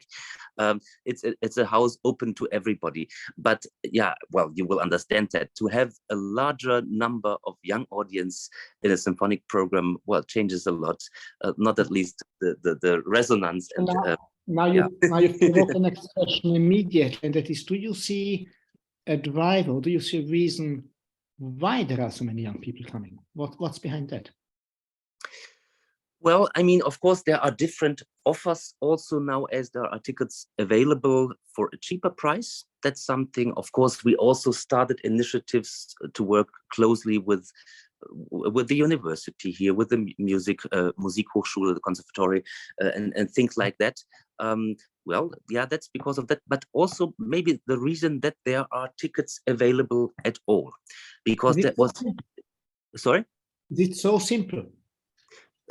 I think, I mean, as I said, it might be a little too early to speak about that, because there has not really been an Umfrage or an investigation on that. And we all do not know if this is something which we can keep for the next years. But of course, it would be it would be a great thing if those younger people would come regularly here. Yes, of course. I think a lot of venues and promoters would kill to be able to say that there are a lot of young people coming. Everybody tries God knows how many concepts, but what you are saying sounds fairly straightforward and easy. So yeah, I mean, when I started in Leipzig 5 years ago, I was in Dresden before for 14 years with the Staatskapelle, a city which is maybe a little bit more conservative than Leipzig. Leipzig is really a booming city with a lot of young audiences. But when I started here, I was always a little bit surprised because I thought, okay, we have those symphonic programs here. It's pretty much all sold out, a lot of subscribers. But, well, it was not really, how can I say, well, the audience in the Gewandhaus for me didn't really give a mirror to the city itself, because there are so many young people here, and this was something I was missing a little bit. I thought the audience would also be a little bit more diverse than it was, but of course there were subscribers who had their subscription for many years, and that was all fine. But maybe there is a change now happening that other people who did not use to go to the Gewandhaus regularly will come now. I don't know. I mean, it would be wonderful if it was like that. Let's see what the next years will bring. Very good. Thank you very much. You're welcome. More questions? Now, since you asked one more, just come back to the to play. If you could just tell me a bit more about that. Well, yes, as I said, I mean, we brought together musicians from the orchestra or from the Gewandhaus with freelance musicians. I mean, the very first project might be a good example. That was a very special thing, not with orchestral musicians, but with our Gewandhaus core and quite popular now pianist Martin Kohlstedt. We are from the popular scene, and of course, this was difficult enough to bring, let's say, a freelance artist together with a whole chorus. It needed a lot of organization, also in a musical and artistic sense. But our chorus master, Gregor Meyer, I mean, they had a very good contact. He wrote everything and you know, the musical material for the chorus, so that it became a quite big project of 60, 70 minutes of music, which they toured afterwards through main halls in Germany. So that was also a success story. I mean, that was maybe the biggest success we had with this series, right at the beginning. Of course, the things that followed were smaller, not with a big ensemble, maybe just something like 3 or 5 musicians with one DJ from the freelance scene here, with very different results. But what I can say, the process itself was always extremely interesting, and I think opened the mind also for our musicians, which is important, but also from the other side. I mean, to understand how a classical musician works, how much freedom there still is, even if you play after the musical notes which are in front of you, or let's say that the freedom starts in a very different way. I think that was a very interesting experience for everybody involved. Yeah, so that's that was also very nice. The works were created as part of this each project, basically. So you put a group of artists together, they then create their own piece over a period of time, and then audience could watch rehearsals and the end result. And they created a piece together. Yes. Thank you. Well, but it was different from other commissions we did. I mean, there was not a score at the end and somebody coming from the freelance scene saying, okay, this is the piece. No, that, you know, we are used to that. If you work with composers, I mean, there's a deadline and then we get the score, and a little later the orchestral material. Of course, that was a very different thing. Yes, but we got something which was the piece which was presented at the end of the season. It was a process which started in the autumn, and the premiere of the piece was more or less something like in April or in May at the end of the season. So there was enough time. And the interesting thing is that the process was open to the public, so everybody could really see how things developed. And what it was about, you know, where the problems were, to come together and to create something of which we thought it would be really something different, well, as a crossover result from what many other orchestras do, and which we did not want to do. Let's put it like. Yes. Very interesting. Thank you. Yeah, you're welcome. Just one more question. I'm just interested from your perspective. Do you think if you would put a programming on this project for freelance musicians, like naming the artists should play a piece of this or that composer, would it be still a success, and would it change something, or would be even more interesting for them to apply for? What do you think? You're speaking now about classical musicians, For instance, I guess. like, yeah. But I mean, I'm of course pointing out the music of persecuted composers. There are also songs written by them which are not completely in the genre of classical music. So you could even use this kind of music as well, not only for classical musicians. But would be good to name a particular composer to perform, or would be even problematic? Well, you know, it's really worth to think about it. And as I said, I mean, there are a lot of discussions at the moment going on here in the house, how we can continue with this work, to work with the freelancers in a different way, of course, but also including, well, classical musicians, classical composers. In the end, and that's why it's a little difficult for me to answer this question. This is what I'm doing all the time, convincing our own musicians of doing things which they probably would not do otherwise, yeah, trying to make it work with them, and yeah, to communicate it. But of course, I mean, well, every composer in a way is of the freelance scene, so it's a little difficult to answer this. But as I said, I mean, the discussions are still going on, and I hope that we will have a new format, well, in the next seasons where we could continue with the collaboration. Well, I have to say mainly with freelance artists from Leipzig also, because that was our main aim at the beginning. But of course, the broader you do it, of course, in the end, what always counts is quality, of course. And if somebody comes from Berlin, well, why not? Thank you very much, Tobias. Thank you very much. That was great. Thank you. Well, I already have to say goodbye because I have really to go into another meeting now. But I wish you good luck, a wonderful day, and good discussions, and send my best greetings from IC Leipzig. All the thank you. Goodbye. Thank you. Bye-bye. I guess right now Peter will overtake to introduce our next guest, Vegard.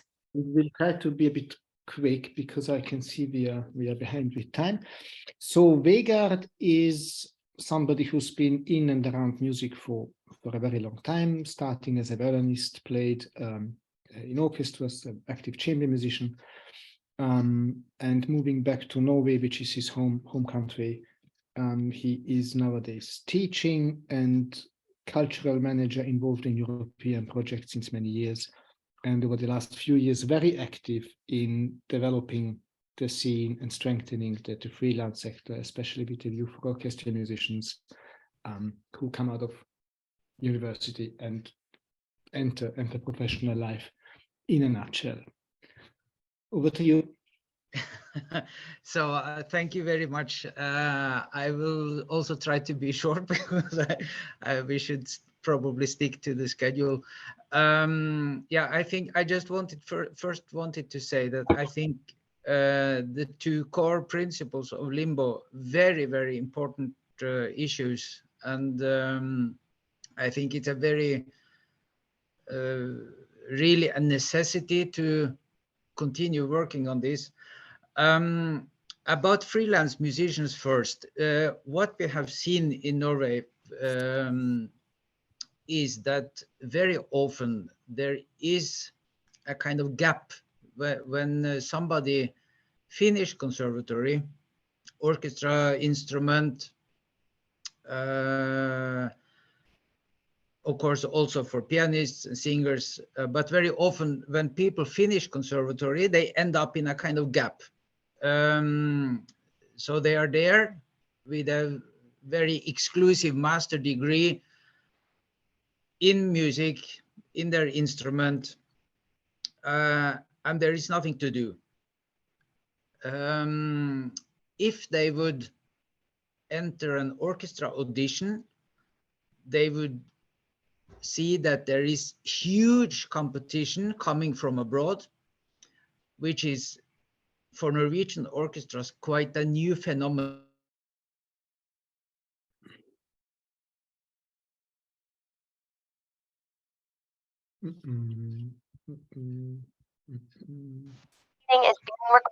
Yeah, so I think my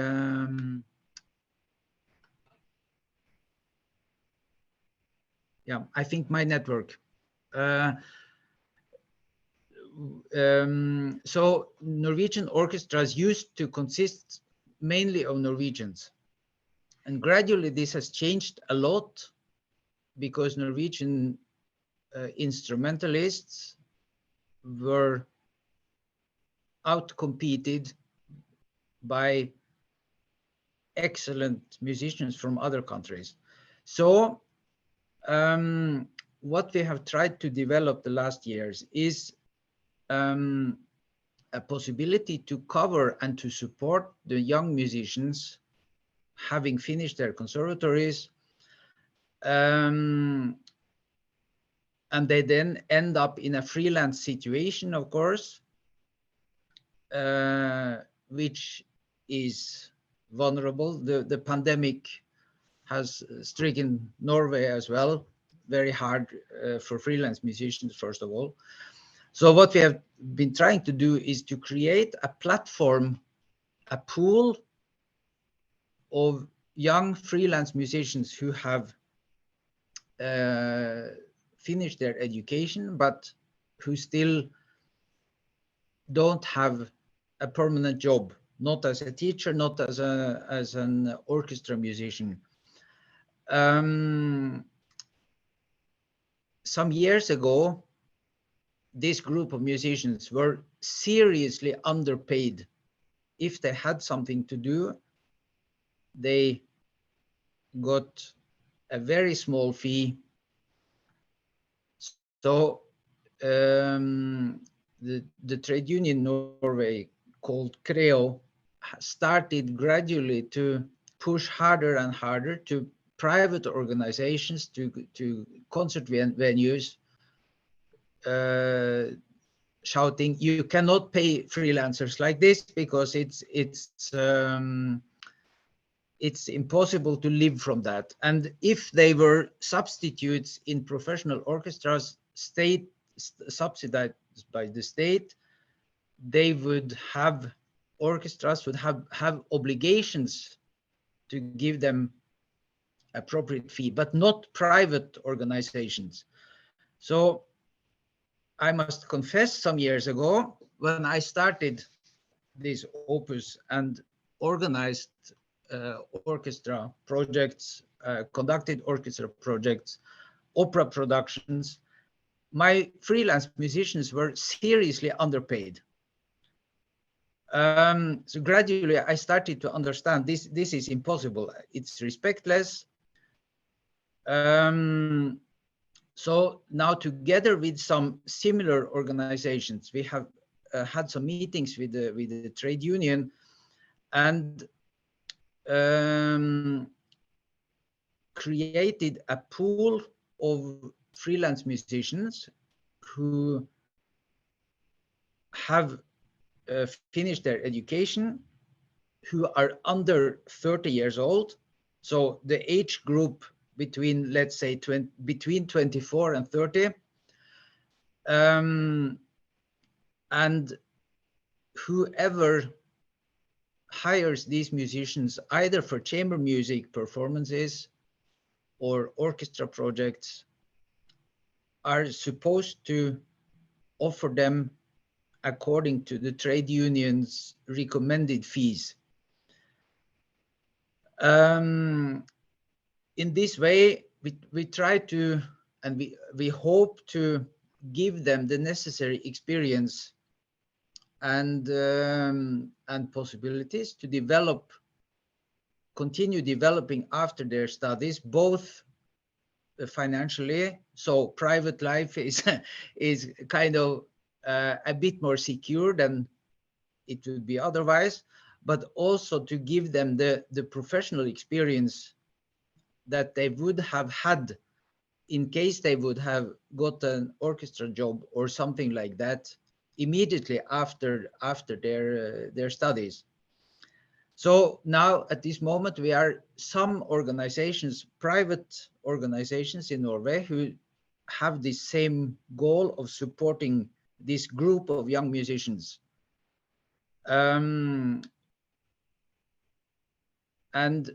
according to some analysis of this situation, why have Norwegian musicians not got the orchestra jobs of the Norwegian orchestras the last 10, 15 years? They lack some qualities that many applicants from other countries do have. So this orchestra pool or pool of musicians tries very hard to give these young musicians what one generation earlier has lacked. So this is a bit information of our support for the freelance sector. And in our case, Opus case, our main activity, our main goal was to create symphonic or opera projects. Now we are moving slowly in the direction of thinking festivals, which means that we can reach a much broader group of programming. So it's much more relevant to include in a festival orchestra, opera, but also chamber music, piano recital, and so on. And then at the same time, a festival can also implement in a much more natural way persecuted composers. So this is something that I've been working on now last period to change, to kind of bend the focus a bit. And the persecuted composers that are on the Limbo website, I have never seen any of them programmed in Norway. So there is a lot of work to do in this field, but very, very interesting, and I think very, very necessary. So actually, this was my my small speech. If somebody has some questions, feel free to.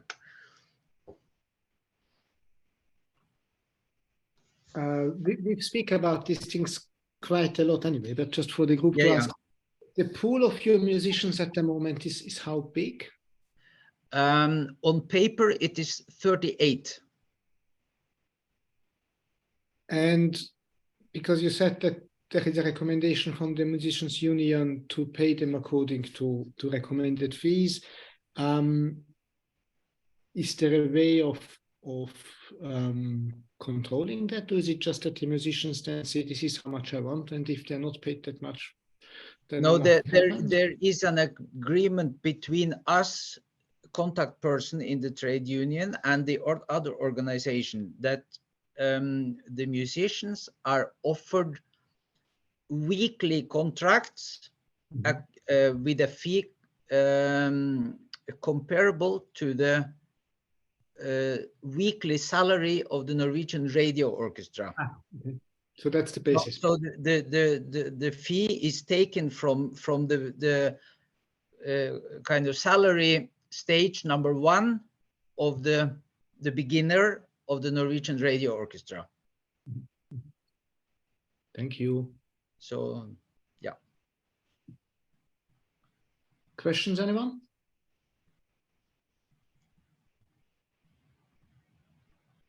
In that case, I think we should.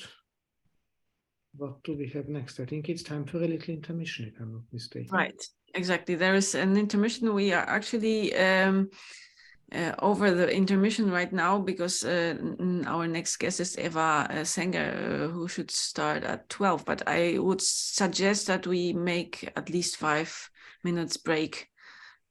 So see you at 12:05.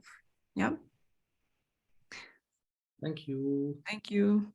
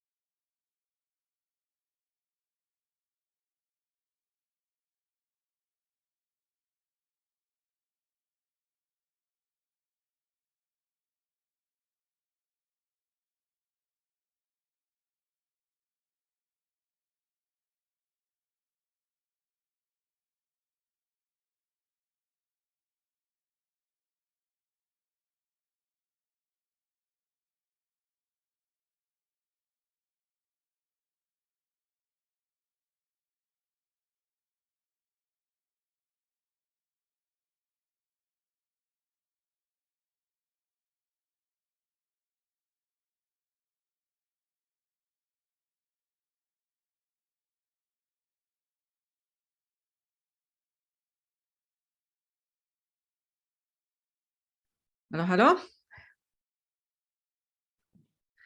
Hello. Shall we continue?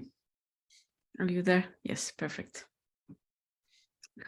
I would love to introduce Eva Senger, who is the coordinator of an M.M.M program that I was happy to be part of in Szczecin Philharmonic.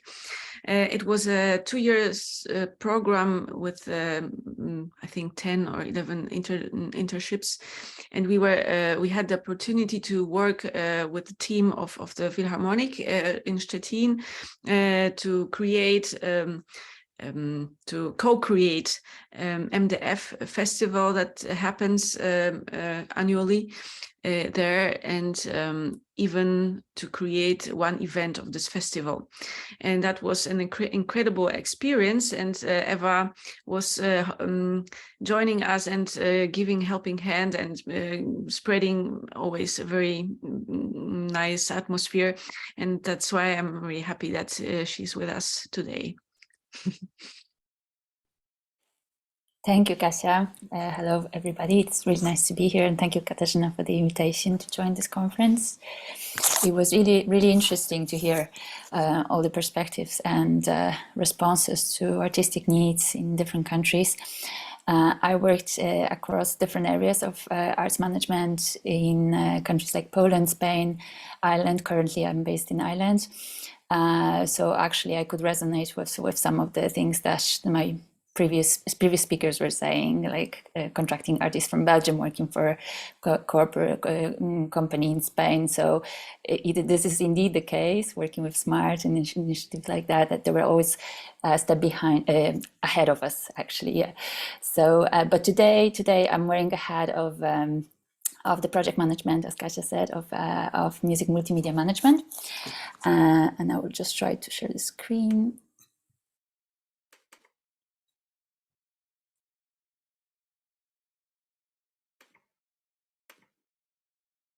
Okay, can you see well? Yes. So yeah, so the music multimedia management, it's focused. I suppose why it's relevant also to this conference is that the focus here is on the professional development of freelance musicians, but also freelance curators, aspiring art managers, producers, and it has been led by the Szczecin Philharmonic Hall, which is the spectacular building you can see in the left corner. It is in the northwest Poland, just 2 hours away from Berlin. And having these premises and the infrastructure, I suppose, invites, apart from just regular programming, concert planning, it invites for all sorts of diverse education, outreach, engagement offers. So it runs a whole range of different kind of social and educational projects, one of them being M.M.M. And the M.M.M itself is run in collaboration with 2 partners. One of them is the Contemporary Art Gallery in Szczecin, Trafo Stacja Sztuki, and also Norwegian partner Fjord Cadenza. The whole project is funded via special grant EEA, which is the Iceland, Liechtenstein, Norway contribution to the European kind of market, and they support via different grants, and also by the Department of Arts, Ministry of Culture in Poland. I suppose I wanted to give you a little flavor. I wonder if I can play just a little introduction to the documentary we just produced. I see if this is able from here. If it's not.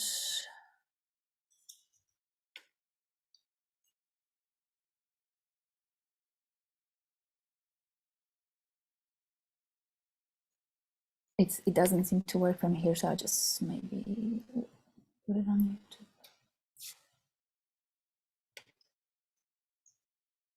Is it maybe my responsibility to press any button, or? No, it was placed as a video here, but I think it should be okay now. Sorry, just go to the beginning.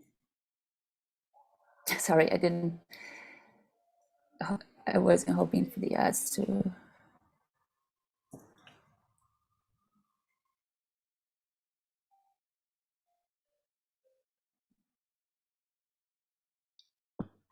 I'm so sorry for that.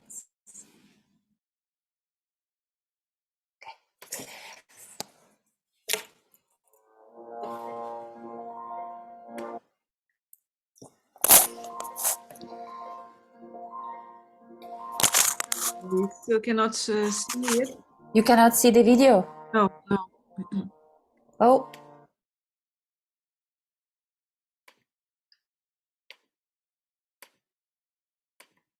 Okay, I'm sorry. Maybe Kasiu, if you wouldn't mind, we can leave it until later. It's on the Szczecin Philharmonic channel on the YouTube.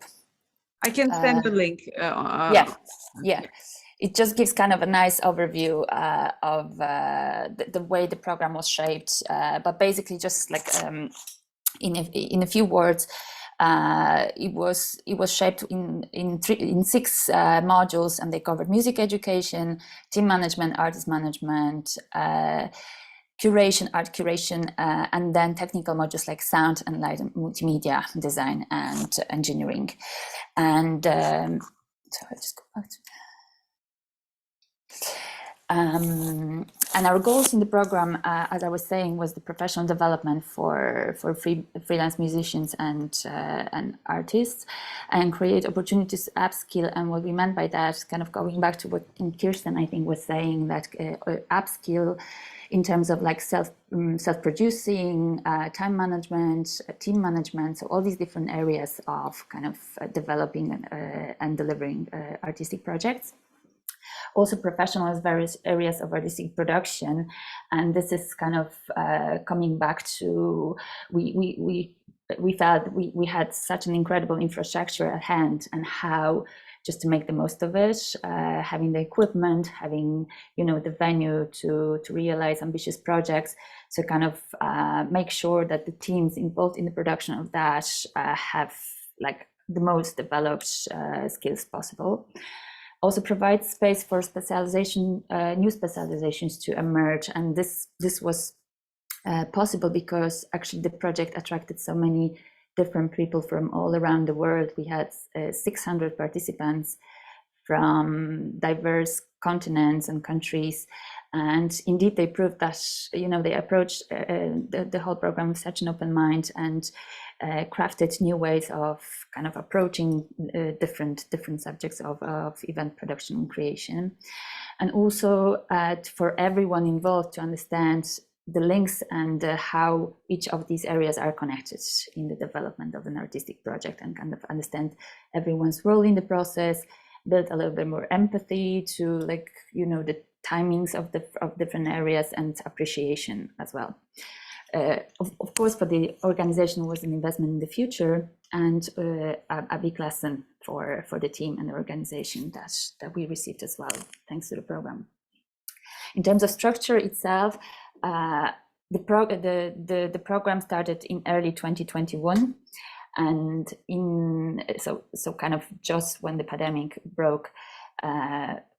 Like the first bit of the program was delivered during the pandemic, so in a way we were lucky because it was crafted as online courses, so we could actually connect with the whole world, both in terms of experts delivering the classes and then the people attending. It was the full scope, geographical scope, so we managed to have a webinar one after another from LA and then from Hanoi, and it was really interesting.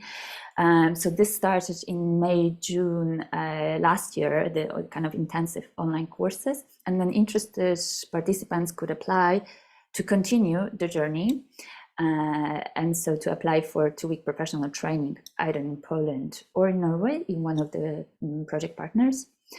And then again, if they were interested to continue, they applied for the kind of the last stage, which was the 2-month paid internship.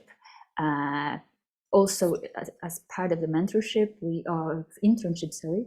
offered individual mentoring sessions. So for each of the 12 interns that kind of qualified to that last stage, we were matchmakers in the process, as in we kind of try and pick from the tutors that were delivering the classes in the first bit kind of who would respond best to everyone's needs in terms of kind of individual as well as professional development. And then it was important for us to craft the training program kind of around the scope of artistic events. So there were 2 iterations of that. In the first year, 21, the participants were working as kind of contributors, active contributors to the process. And this year they were actually the makers and producers. So it was their initiative entirely to deliver like part of the big events. So in terms of the scope, because we work with the partners we did, it was interesting that we could offer, again, a range of different contexts. So from working in a really site-specific environment in Norway, in Norwegian fjords, without much infrastructure, to then the full scope of producing house like the Szczecin Philharmonic, and also different events like a youth orchestra or a contemporary art exhibition, or again, a site-specific small-scale concert or chamber concert. And just in the context of today, like one of the events that Kasia already mentioned was this festival that the Szczecin Philharmonic has been running for 5 years. This has been the 5th edition now. Music Design Forum. And each year it like gets like a special theme that serves a little bit as a vector for artistic endeavors and invitations. Last year it was minimalism, and this year was harmony. So this is kind of introductions for artists and producers to explore different events that manifest as, you know, a happening, a chamber or symphonic concert. Could be an exhibition, could be a workshop, could be a forum, could be a multimedia installation. That all happens as part of this festival. The key to like the understanding is the form. It's inspired by the form of the building and the design. So it's kind of the place to experiment new approaches. And also like the idea to craft the program is kind of invite all the voices to contribute to what they would like to see and what's kind of new trends they notice. So this is something, this serves as a space to kind of test ideas that maybe wouldn't find a space otherwise within this kind of experimentation context and environment.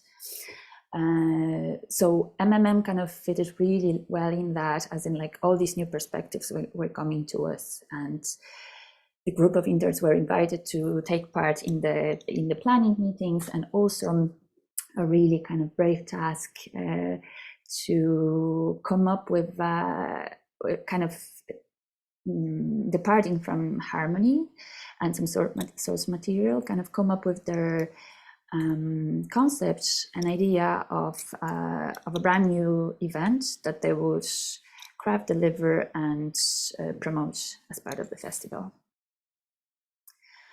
I'm so sorry that the video doesn't work, because there is actually a beautiful bit in the documentary that kind of gives you a really good sense of how they work and what was the kind of final manifestation of this teamwork. So hopefully I'll send a link. It's public, and you can maybe see it in your free time. Basically, I think Katarzyna much better about it because she was one of the originators of the idea, but they departed from that kind of the harmony, how the heritage of the ancestors and often forgotten heritage might resonate with us today, and kind of creating a dialogue between different dimensions almost. And so it featured composers like Samuel Lax and Joseph Koffler, and Ginastera, but in a dialogue with contemporary electronic music that was composed especially for this situation. I hope I'm not. I hope I'm giving kind of the kind of overview, but the important aspect about it as well is that, like, all these modules that I spoke about earlier had a chance to kind of, like, were really reflected in that final manifestation. So there was a bit of music education kind of. I'm sorry to interrupt you, but there is some noises coming. Maybe please turn off your microphones if it's possible, because we hear Eva not very good. Thank you. I hope this is better now. Yeah. I hope this is not from me, but I think it's not from you. Just check if your micros are off, please. Eva, I think if you hold some papers, maybe that's what's generating the noise. Could that be? If I'm holding a paper? Yeah. No. Or with your jumper on the microphone, I don't know, but is it better? Keep speaking. Yeah, is it better now? Now I think, yes. Okay. Yeah, okay. Mm-hmm. Yes, so I suppose that the group managed to deliver, and on one hand it was this incredible teamwork that all the modules kind of met in this creative process. So everyone got to kind of contribute with their voice about the subject, and also how they wanted to design it and present it. So from the concept through, like, inviting the artists to perform, and kind of presenting the whole kind of background to what informed the concert, and also creating a beautiful lighting design and multimedia design, and looking after the sound quality and everything. So that was, in a way, a full package that tracked the whole journey, everything that's we kind of started with, like, thinking of audience development through the production, and kind of thinking about everyone else in the team. So I suppose, like, the impact that was generated, that's kind of an obvious one for curious audiences who attended. Like, definitely it was an opportunity to learn something new and discover, for many in the audience, it was first time they ever encountered music by Lax or Koffler, and even the experts I was sitting with, coming from different countries, musicologists, and, like, there were that was something completely brand new for them, and they were really inspired. A gateway for, like, general audience to new music and forgotten heritage, obviously, and then also a testimony that everyone is welcome, and this is a place that is open to kind of hear everyone's idea and the story. So this is a space to kind of test different things. For the participants of the program, was definitely a good opportunity to test their skills, like working in teamwork, and testing it, like, in the actual production, not just in theory, but coming up with solutions to many challenges that they encountered on the way. There were quite a few, most obvious being communication challenges, but just kind of learning as they went, and having the satisfaction at the end of the process that, after all this hard work, it actually has a huge impact on everyone around. And indeed, like, a chance to forge these relationships, like, having proven diligence and kind of open-mindedness and creativity. This is something that definitely bears fruits for the future endeavors, and these are connections that definitely will develop further in the future. For the organization itself, it was a privilege, really, and a fantastic possibility to amplify different perspectives, different ideas and concepts. all the energy and kind of motivation and enthusiasm and kind of new ideas that the interns brought to the building, it definitely had an impact in terms of kind of refreshing that sense of purpose and the drive to do things, and maybe do them kind of thinking about doing them in different way that we're so used to. So that exposure to like different ways of thinking and different ways of doing things is definitely good also for people who have been working in different area for years, and suddenly you see, oh, actually this could be much better, like kind of adapting new models from interns.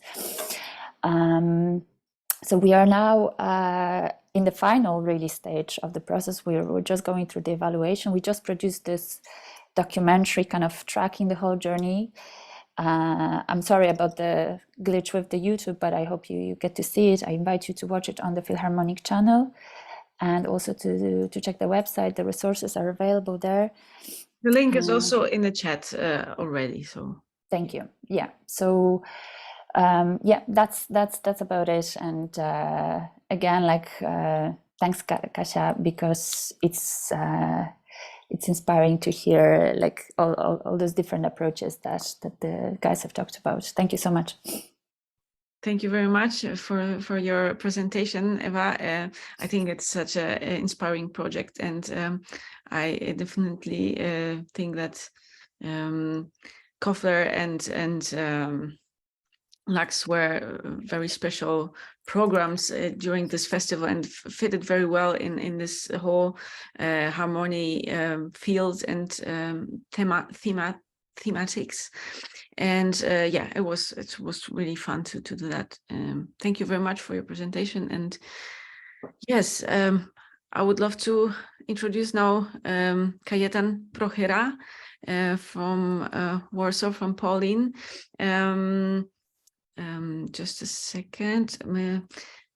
Yeah, well, Kajetan is a music curator at Poland Museum, responsible among other projects for Poland Music Festival, concerts commemorating the Warsaw Ghetto Uprising outbreak, Mieczysław Weinberg's centennial in 2019, many commissions from symphonic pieces to an oratorio for youth choir and youth orchestra. Which was actually presented among other places at the Szczecin Philharmonic last year. Was it end of last year? So yeah. And he is as well a music journalist, contributor to Tygodnik Powszechny, covering mostly jazz, improvised and contemporary classical music. He's a member of a board of Tomasz Stańko Foundation, project coordinator of Stańko 80, series of events dedicated to the late Polish trumpeter and jazz icon, with celebratory concerts in New York, London, Budapest, South Korea, book and album releases. And I finally made my bio, and I already know it's too long. Thank you so much for having me. It's a great pleasure, and I hope it will be a chance for us to discuss, to shout at each other, and fist fight. Because I don't have I will show you as my screen. Okay, maybe I already will do it from right away. And I want to do it like this, right? So, and when I will do this, you should see. Can you see the landscape? Yes. Yes. Okay. So my presentation is just a group of photos which I want to jump on and share some thoughts with you. And my like I said, I'm a music curator at Poland Museum, which is the Museum of the History of Polish Jews. The name is quite self-explanatory. As you can see, this building is located in the middle of this district in center of Warsaw. This district is called Muranów, and it's completely artificial, so to say, meaning that it was completely the buildings you see, this apartment buildings are from the 50s, 60s, and they were built on the ashes and on the destroyed buildings of what was before the war the northern district of Warsaw, which was a multicultural, mostly Jewish, very vibrant, kind of shady part of town, when there were Jewish Yiddish music theaters, brothels, and everything in between. Then, because this part of town was mostly inhabited by the Jews, it was the easiest place to locate a ghetto. Then, after the Warsaw Ghetto Uprising of the 1943, this part of town was almost completely destroyed, and then a year later, after the Warsaw Uprising in 1944, so was the most part of Warsaw itself. So what you see at this picture is a fiction which is not a fiction, meaning that we work, we live, we hang out, we walk our dogs on this district that is built on this huge part of history, huge part of singular life stories. And it's weird because people that are living in those buildings, very often they didn't choose to live there. They just got their apartment. Sounds fancy. During the communist period, you will live here. Here will be your place. And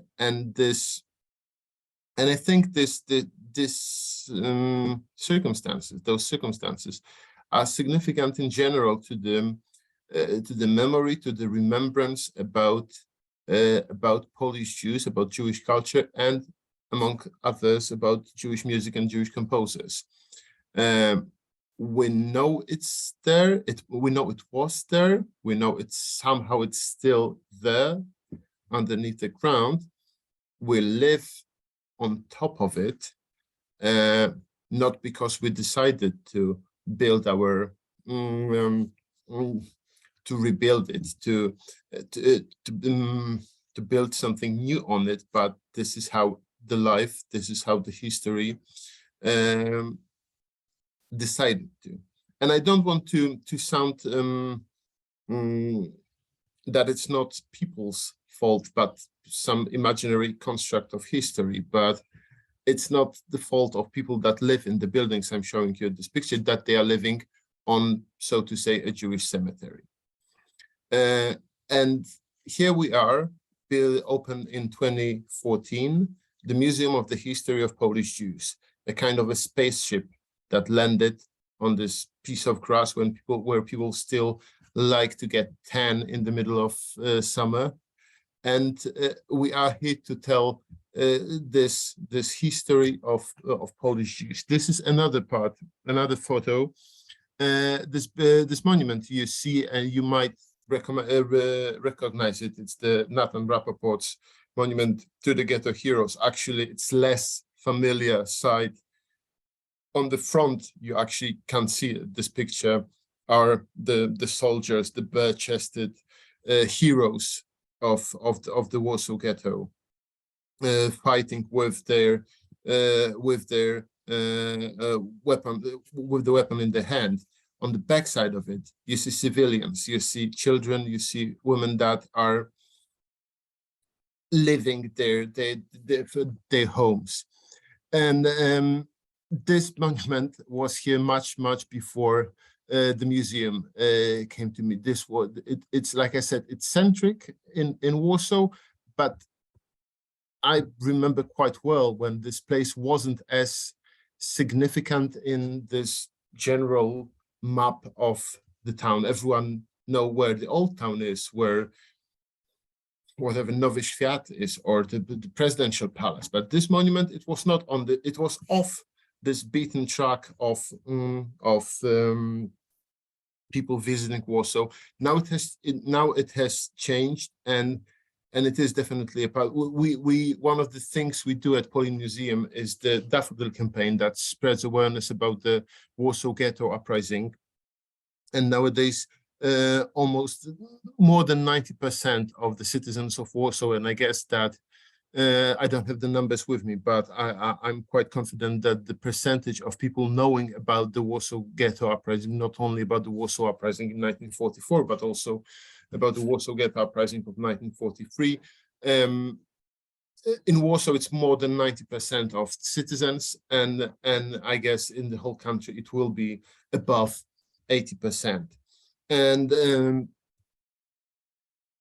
I'm a first music curator at Polin, and I joined the staff just before the opening of the core exhibition, and we opened with a grand opening with an open stage, and then with a concert program that was, and many other my colleagues in different departments, we were like trying to put together a program that will invite people in, because what we were mostly afraid of is that they won't show up.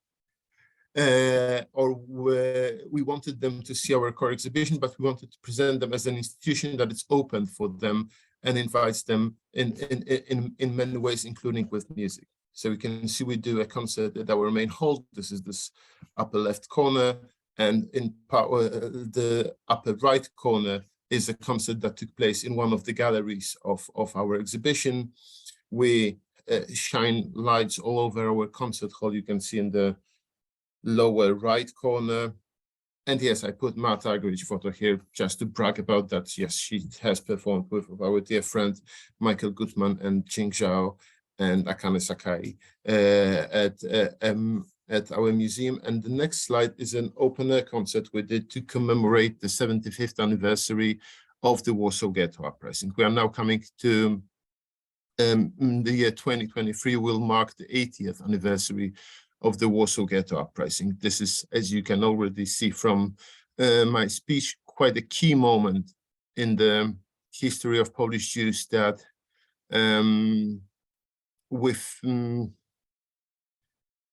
feel this need to care, to remember, and to commemorate those events. And this is the concert, an open air concert we did in 2018. And the program was significant. We opened with the part number 4 of Beethoven's Ninth with Ode to Joy sung in Hebrew, because that was the plan of the Jewish Symphonic Orchestra that was operating in the Warsaw Ghetto, and they were not allowed to play Aryan music because they were Jews, and it didn't matter that they were the members of the National Opera House, Warsaw Philharmonic, Polish Radio Orchestra, etc., etc. But they were symphonic musicians, and music was for some of them probably even the first adjective or first name that would describe their identity. So they wanted to play their Beethovens, their Mozarts, all the music they shared with the audience before the war, and therefore they were constantly banned from playing. And when they were banned, probably they thought it would be the last time, they went underground and they began rehearsing Beethoven's Ninth with a Jewish choir called Shir, and they wanted to sing Ode to Joy in Hebrew. The concert never took place due to the mass deportation action of 1942, and only 2 members of the orchestra, from what we managed to research at the archives, survived the war. The rest of them was murdered. The musicians were murdered in Treblinka concentration camp. So we allowed ourselves, though it was a huge debate before putting the concert together, are we allowed to do it, to fulfill their plan of performing Beethoven and Ode to Joy in Hebrew in their name and to commemorate them. And the second part of the concert was a commission we did with a contemporary Polish composer, Radzimir Dębski. And I was curating this commission, and the goal was to to write the music that wouldn't be a soundtrack for the Warsaw Ghetto Uprising. It would be a horrifying idea, but was to create a music that would fill in the space you see on this picture, that people come here to the monument or to the ghetto heroes with mostly yellow flowers, and they did for many years before. And we wanted to create music that they will feel welcomed in, and they will feel that we have this call to action of the Daffodil campaign is in Polish is Łączy nas pamięć. I'm not particular fan of the English translation because the official English translation is remembering together, though the literal meaning of Łączy nas pamięć is united in remembrance, meaning that it's not only that we here, people on this picture, remember together, but what connects us to the past, to the history, to the actual people that were living in this neighborhood. The only thing, because there's just a tiny bit of any physical traces of the former northern district. So the only thing that really connects us, maybe unites us is too strong of a word, that connects us is remembrance. And the question is, I keep on asking myself as a curator, is why bother? Meaning my background, as Kasia said, is I'm a journalist. I still think of myself as a journalist, and therefore, and I also used to do documentary movies. So the language I was told, my first professional language was storytelling. So as a music curator, I'm trying to tell stories and share stories with our audience. The story I just told you about the Jewish Symphonic Orchestra and this unique power and bravery and performing Ode to Joy is one of those stories. The story that's maybe most dear to my heart is on this next picture, where you can see a poster of a concert that took place in the Warsaw Ghetto, a concert of Josima Felczu, the girl you see at the piano. She was, as you can read, 11-year-old piano virtuoso. And this concert took place in 1941. It was her first and only public performance. She played Mozart's piano concerto. And she composed, as you can see on the right side of your screen, 17 pieces for piano.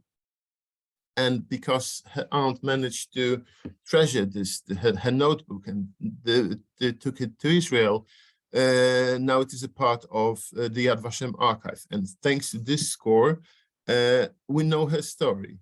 Another part of the story is that her father kept a diary, and he described in detail the circumstance of the concert, of this concert. You see the poster of, and Josima died on the 21st of April, 1943. It was the third day of the Warsaw Ghetto Uprising. Though her parents managed to escape from the ghetto, Josima was already sick, and she died on the outskirts of Warsaw.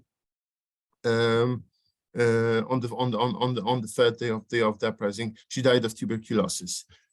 And another thing is that when we did our research and found her address, is that she was living on Karpińska Street, which you can see on the first picture I present to you. It's Karpińska now closes the square that our museum is located in.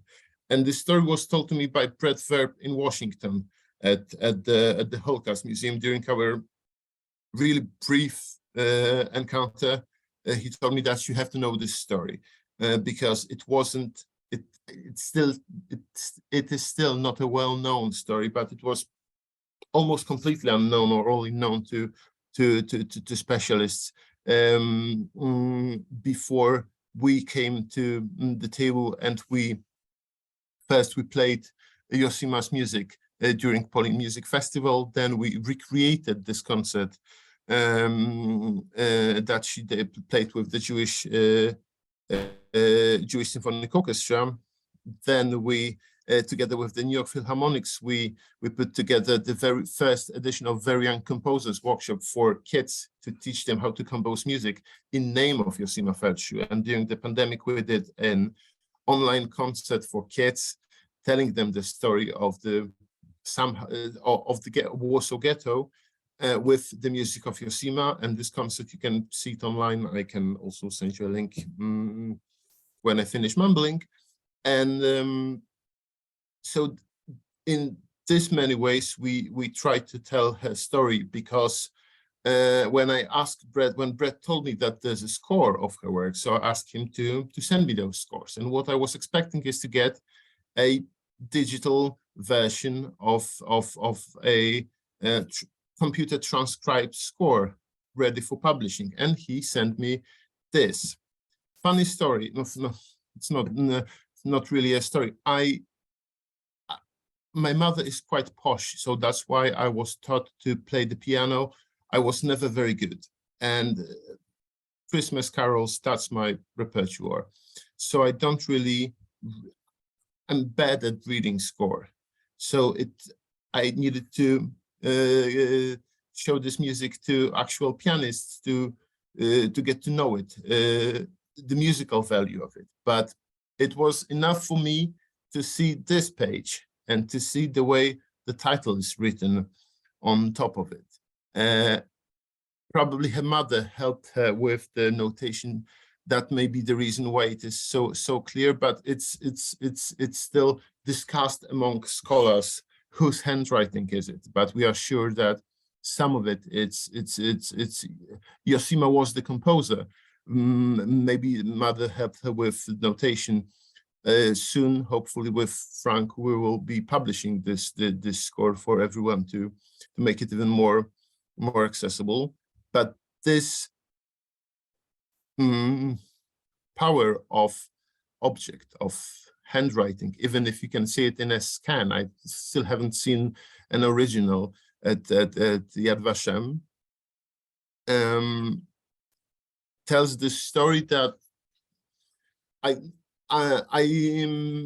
don't want to sound, with all the respect to New Age and all other spiritual options, I don't want to sound, but this power that's hard, impossible for me to describe, that has this connection I get, and I think that you get too, or the pianists that we work with Josima's music. That goes deep down the ground I was telling you about at the beginning, with this singular story that, you know, it's just a part of this terrifying story and history of the Holocaust. But this connection you get with this, with the handwriting of a child that writes, composes her own music, and then you can perform it. And you know that this, her story, her passion for art, was saved coincidentally, that her aunt was passionate for her music enough to keep her notebook and bring it with her from Warsaw to Israel. And now I'm showing it to you with the magic of Zoom and PDF. And I'm telling this story already for like with this project with this many projects I mentioned from 2019, and I think it matters. So this is one of the, so I was trying to ask a question: why bother? Why remember? Is this music of the Holocaust composers? I hate the name, or the forgotten music, or the band music. Why to present it? I don't know, but I know that some stories resonate with you, and this it's the story and this connection that matters. And in a nutshell, this is what I do. Thank you. I hope it was not too much mumbling, that you got something out of it. If you have questions, please do ask, and I will do my best to answer it. Thank you, Kajetan, for your speech. I just wanted to mention, if in any case you hear a strange noise, I'm just having my 6 weeks old daughter with me, and it can happen that you hear her as well. What I wanted to tell is that the big power of Poland is not only that you are presenting such an incredible and valuable pieces, music and composers, but also you are open for freelance musicians. You are very open to present people who wants just to present music by persecuted composers. And as I approached you in 2016, you were also open, and you supported our project, and that's in my opinion, is a huge power of this institution. Thank you. Yeah, that was Kajetan Prochyra, and Peter, would you like to continue?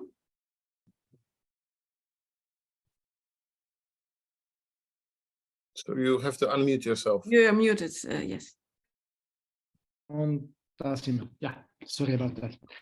So our next guest is Frank Harders-Wuthenow, who does a lot of very interesting things and has done so for a long time, starting among others as dramaturg at the Bielefeld Theater, then working for the Société Schreker in Paris, working a lot on documenting Schreker's work.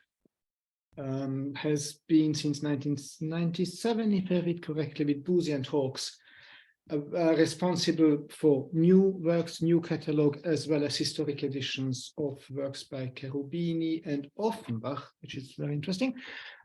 Is also producer of a CD label, has of course made recordings for pretty much every label we know, board member of Room 28 in Berlin, which is also a very important organization looking at the legacy of survivors of Theresienstadt camp. Has done a lot of radio broadcasts, written, and what brings us together since about 1.5 years, I believe, is that we work together also with Michael Haas, who will join us afterwards, on the edition of works by Hans Winterberg, who is a Prague-born Czech composer, and he's been rediscovered only very recently under remarkable circumstances, let's say. And that again is interesting because the Exil.arte Institute at Vienna University has a first ever collaboration with a commercial publisher to publish works by an Austrian composer of the period. And over to Frank. Now it's your turn. Thanks very much, Peter, for this nice introduction, and thank you also, Kasia, for inviting me. I'm very glad to join this exclusive club. I learned a lot already this morning. And yeah, I'm happy to dive into our core matter, which is the music itself. And just to make a little correction, Kasia announced me as somebody who wants to talk about persecuted composer in the 20th century. I think this would take more than 20 hours in the context of a symposium. It's totally impossible to speak about this extremely important subject at length. I think Michael Haas will be probably more comprehensive with regards to the subject. I would like to concentrate on the Polish issue, the persecuted Polish composers in the 20th century. Oh yes, thank you very much for. I prepared can you skip back to the first page, because we are in the middle of the presentation already. Okay, so this is somebody whom I would like to put in the center of my speech, and I would like to read a little quote from himself. When Vegard talked about Szczecin, it came to my mind that they produced a wonderful CD a couple of not so long ago, a portrait, Szymon Lach's portrait CD with musicians from Szczecin.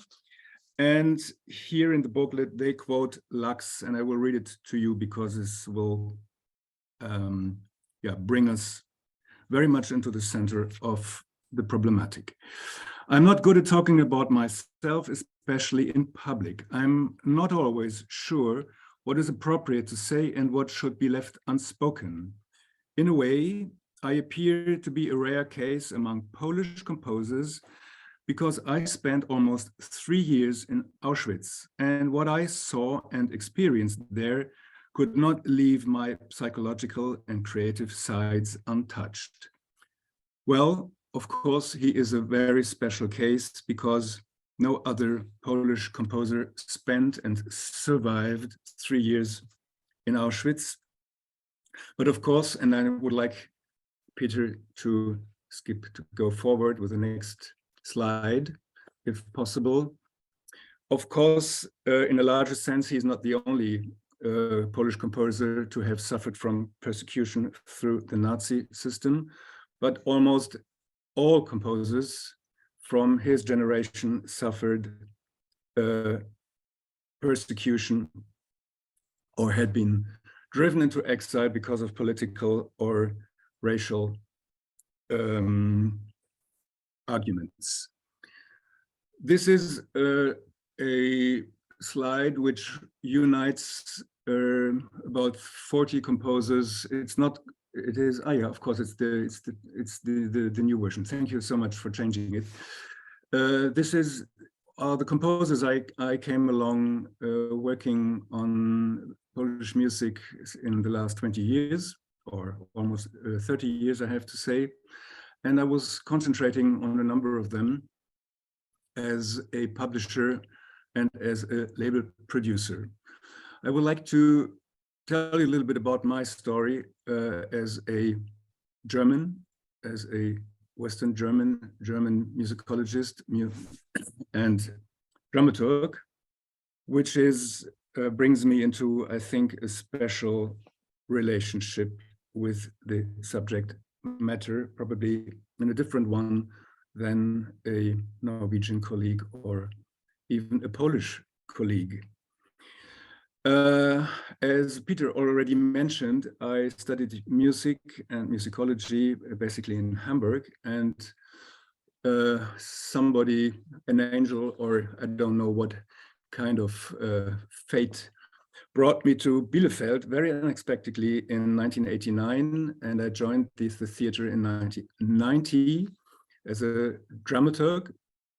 And in Bielefeld, a little town in North Rhine-Westphalia, was very popular at the time, or known as a theater who started what later on Decca as a label did to rediscover composers who had been banned and persecuted under the Nazis starting in 1933. And Bielefeld was the first opera to undig, to rediscover a sensational number of operas which had not been performed in Germany or elsewhere since 1933.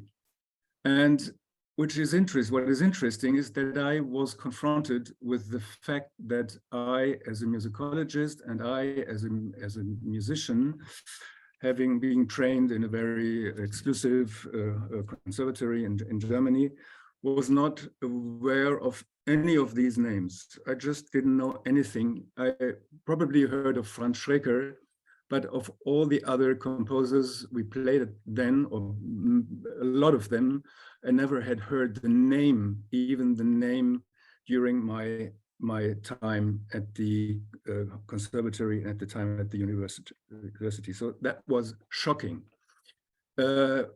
In 1991-92, we did a number of performances well, there was a series with the name, what was exactly the name? It was dedicated to the discovery of the United States of America, in 1492.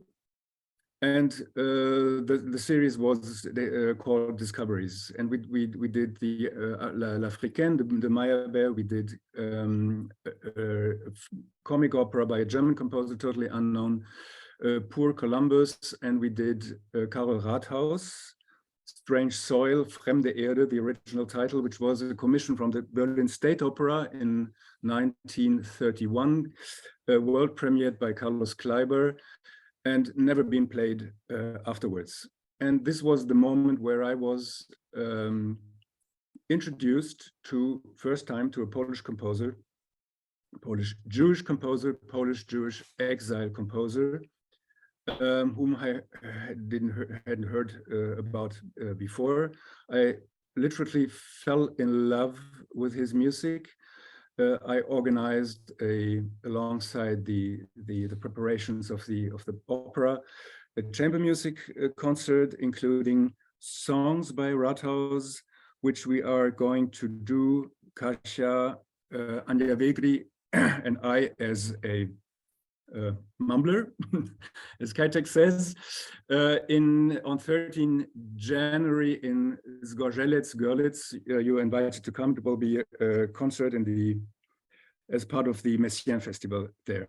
So this was the starting point, which then, there was a huge question mark for me. How was it possible that a Polish composer of writing music of such extraordinary quality and who touched me deeply, how was it possible that a Polish composer who made his career in Germany in the 1920s and 1930s, who became even popular in Germany in this period, totally disappeared from the music of history, or from the written music of history, as I had learned about it.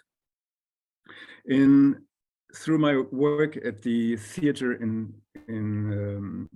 Bielefeld, I was in touch with almost all the big publishing companies. We basically played repertoire from the Universal Edition catalog in Vienna. I remember my office being packed with vocal scores from that period, which before this time, 1990, 1989, never had touched again. It was very exciting. But also, of course, with other publishers like Boosey and Hawkes and Botha and Bock.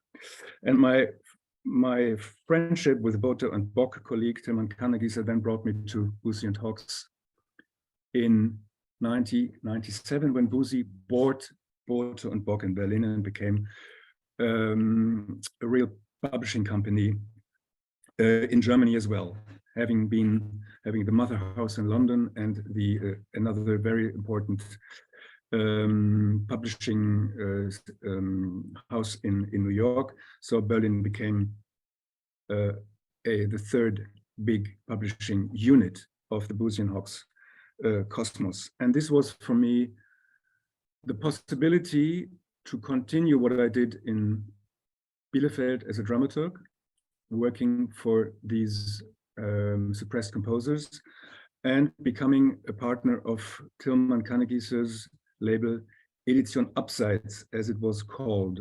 I don't know if Michael is already with us. Edition Abseits, we changed the name in the meanwhile. We now call it EDA or EDA Records. Was founded in 1990, and he started to produce music of the so-called Terezin composers, Pavel Haas, Viktor Ullmann, Gideon Klein. Already back then, I think we started a little earlier than Decca, and contrary to Decca, who then ended this extraordinary series I don't exactly know when that was. We are still going strong and going on, doing this job of bringing back music from by suppressed composers. Getting back to Karl-Rathaus, when I came to Berlin, we started a series with Kolja Lessing. I don't know if you know him, a German pianist and violinist who is very much involved with this repertoire. And he was very interested in Franz Schreker's master classes in Vienna and in Berlin. You know, Schreker became very famous in the 1910s and then became the director of the conservatory in Berlin. And many of his extremely gifted pupils followed him to Berlin in 1920. And among them were some outstanding Polish composers, Karl-Rathaus, Jerzy Fittelberg, and Ignaz Strasvogel. And we wanted to bring them back. So this was the start of something which became then bigger and bigger, and maybe now overwhelming. In 2001, having settled in Berlin, I joined the association Musica Reanimata, which you probably know as well. And in 2001, Musica Reanimata organized we can go to the next slide probably. Yeah, I've been telling a lot already, and we can forward to the next slide. Musica Reanimata organized a weekend in Berlin dedicated to the Warsaw Ghetto, music in the Warsaw Ghetto, and in Auschwitz. And there I happened to get acquainted with two sons of Holocaust survivors, with Andrzej Szpilman, the son of Władysław Szpilman, who is the hero of Polański's film The Pianist, and of Andrzej Lux, who was the son of Szymon Lux. This was a crucial moment for me because while I attended this little festival with 2 days because Kolja Lessing wanted me to approach Andrzej Szpilman because he wanted to perform and record a piano piece by Szpilman, which by then was unknown and unapproachable. And we didn't know how to get the score, and it was in fact not published, and the original manuscript was still in the archive of the family. And at that moment, when I first met with that was very funny, by the way, or not funny, but it was quite fascinating.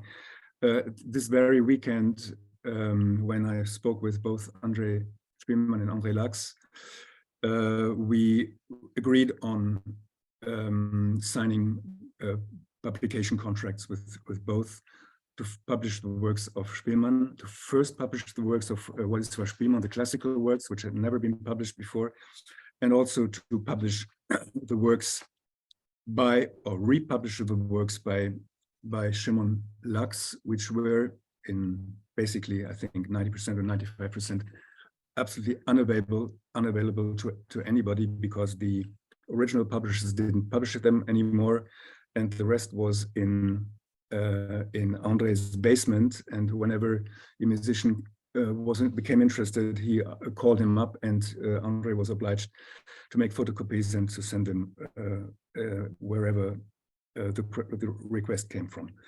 So it was obvious that giving the importance of these musicians, totally unknown to the German audience, and I think to the rest of the world as well, it was for me absolutely obvious that there was something to do, and very quickly.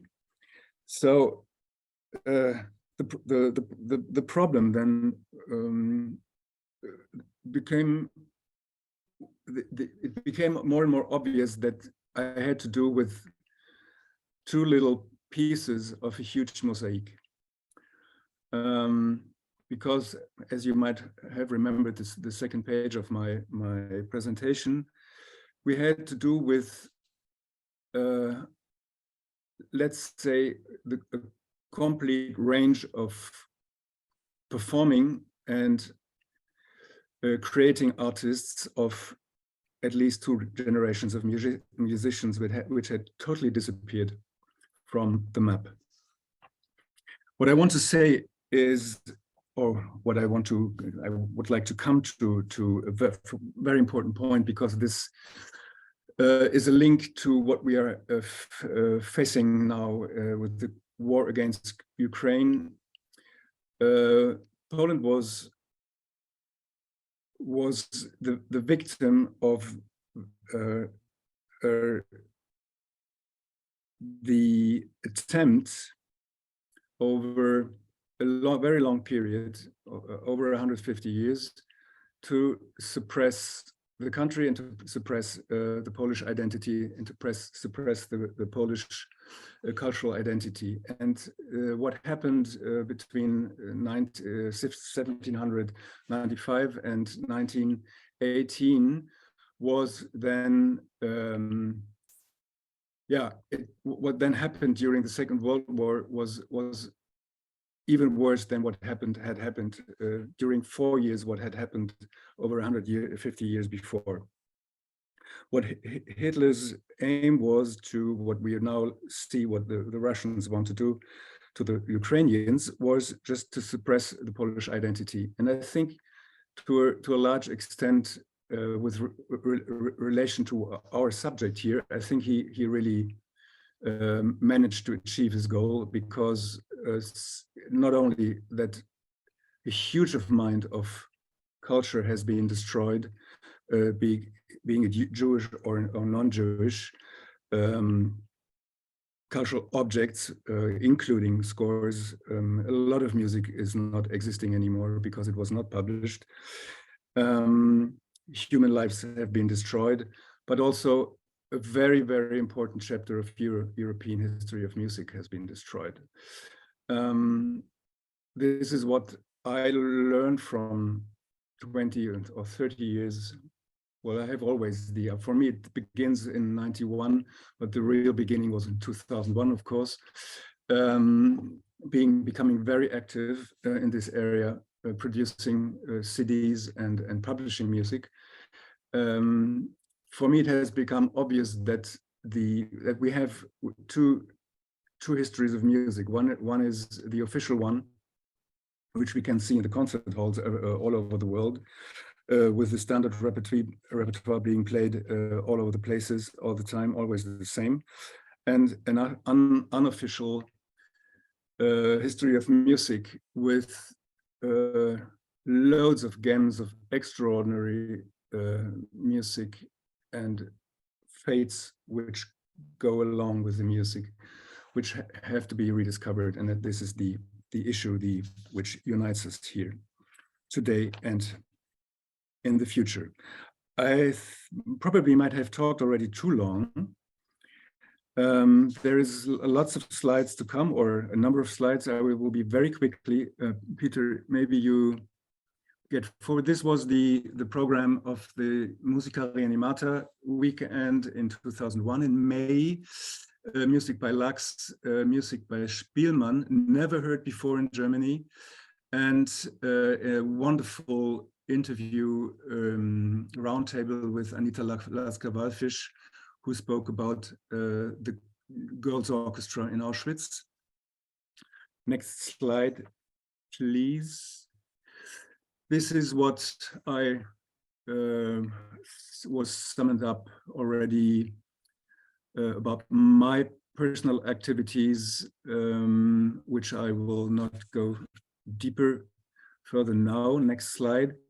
You get a little overview about what I was doing with regards to Polish music on my label since 2006, beginning with a CD dedicated to chants hébraïques, Jewish folk songs in various arrangements by Victor Ullmann, Weisgall, and Lux, and going then to the first recording of the already mentioned piano piece by Spielmann, The Life of the Machines, written still in Berlin when he was pupil Franz Schreker. Then we started this wonderful series, Franz Schreker's Masterclasses, with world premiere recordings of Fiedelberg and the Rathaus sonatas. And in 2006, it really became very hot when we started the Poland Abroad series and the series En Hommage with monographic portraits, Joachim Mendelssohn, who was killed in the Warsaw Ghetto, Josef Kofler, who was killed in the now Ukraine, Simon Lux, who survived, etc., etc. And I was able, next slide, please, also to encourage a number of musicians and other labels to record Simon Lux music. So this is basically what happened in the last 15, 16 years, from zero to quite a substantial amount of recordings. Yeah, when I became acquainted with Simon Lux music, there was literally not a single CD out in the market. Next slide. Do we have still another minute, or is it? You have to survey the time, Peter. I think, I mean, just keep going. Maybe another minute. Okay, so what it is always, it's automatically doing things, other things show up. You meet friends, you make friends, and the more you do, the more happens. In 2010, with Katarzyna Naliwajek, who is not with us today, but who should probably should be with us, a professor at the university in Warsaw, whom I got to know in 2008 or 9 at a symposium in London. We organized a big exhibition, which will be shown as well in Gorzelec in January, again, dedicated to the destruction of the Polish musical life by the Nazis between 39 and 45. You will see many names, and which had already been on the second slide, there with their stories. Yeah, I think this is quite important. We've shown the exhibition in France, in Germany, and in Poland on several occasions and festivals. And we are trying to get money now to make it a book, or rather a catalog in several languages. Next slide. It was very important for me. There is Simon Lux wrote a book about his time in Auschwitz, the almost 3 years he spent there as a musician in one of the men's camp orchestras, which later on he became the leader. This is a very important book. It was not available in Germany. His son spent years on finding a German publisher, and it was impossible. It found in '97 a small German publishing house, which was specialized on totally different things, and they were not interested to republish the book. So we decided to do it ourselves, means Boosey and Hawkes as the Simon Lux publisher for his music. The book has sold almost 2 print runs now, so was much more, had much more success than it was predicted. Later, next slide, please. Then came the get back one, please. Yeah, beautiful film. I think Kasia will show it at some point next year. 3 Sons by a German filmmaker, director, Birgit Weber, who portrays 3 sons of Holocaust survivors. Thomas Frankl as the son of Adolf Frankl, an extraordinary painter who survived Auschwitz and later on painted many paintings having Auschwitz as a subject. Raphael Wallfisch, which you know is a very famous cellist who is the son of Anita Lasker-Wallfisch and of course André Lux, dealing with the subject how dealt the next generation with the fact that their parents were sent to Auschwitz and survived Auschwitz. So Auschwitz as a legacy for the next generation. Deeply moving, extraordinary film, never shown on TV because the broadcasting stations don't think that this is something interesting for the big public. Only shown at some festivals so far. Next slide. Yeah, another thing which was very deeply moving for me, that Lux is becoming known now also in Poland. He was as a expat who lived almost all of his life in Paris from 26 on. He was known in Poland just for a couple of songs, for the elegy for the Jewish villages and for his Jewish folk song arrangements. And his music was not available there. So it was very moving for me to see that he is now arriving in the conservatories, etc. And the Messages Quartet, who played his music, initiated a big festival and symposium and workshop around his string music last year. This is the official website for the event. We had a wonderful, next slide please, festival dedicated to Lux in Austria, in the Imago Dei festival. Just giving little examples for a growing interest in Lux as a composer and as a survivor. Next slide, and this brings us back to our host, Kasia. This is probably the most beautiful thing I did in my professional, also private life. To record Szymon Lux's complete songs with Kasia and Anja Wegri. Lux himself considered his vocal music as the most important part of his catalog, and the only part which he thought would survive him after his death. It came in a very different way. The Lux were the last works of his catalog, from his catalog, which were recorded after his death, but it's just an outstanding recording, and it's an outstanding repertoire. And I was very happy to see and to get lots of extraordinary reviews, basically in Germany, and interestingly enough, not a single one in France. Szymon Lux's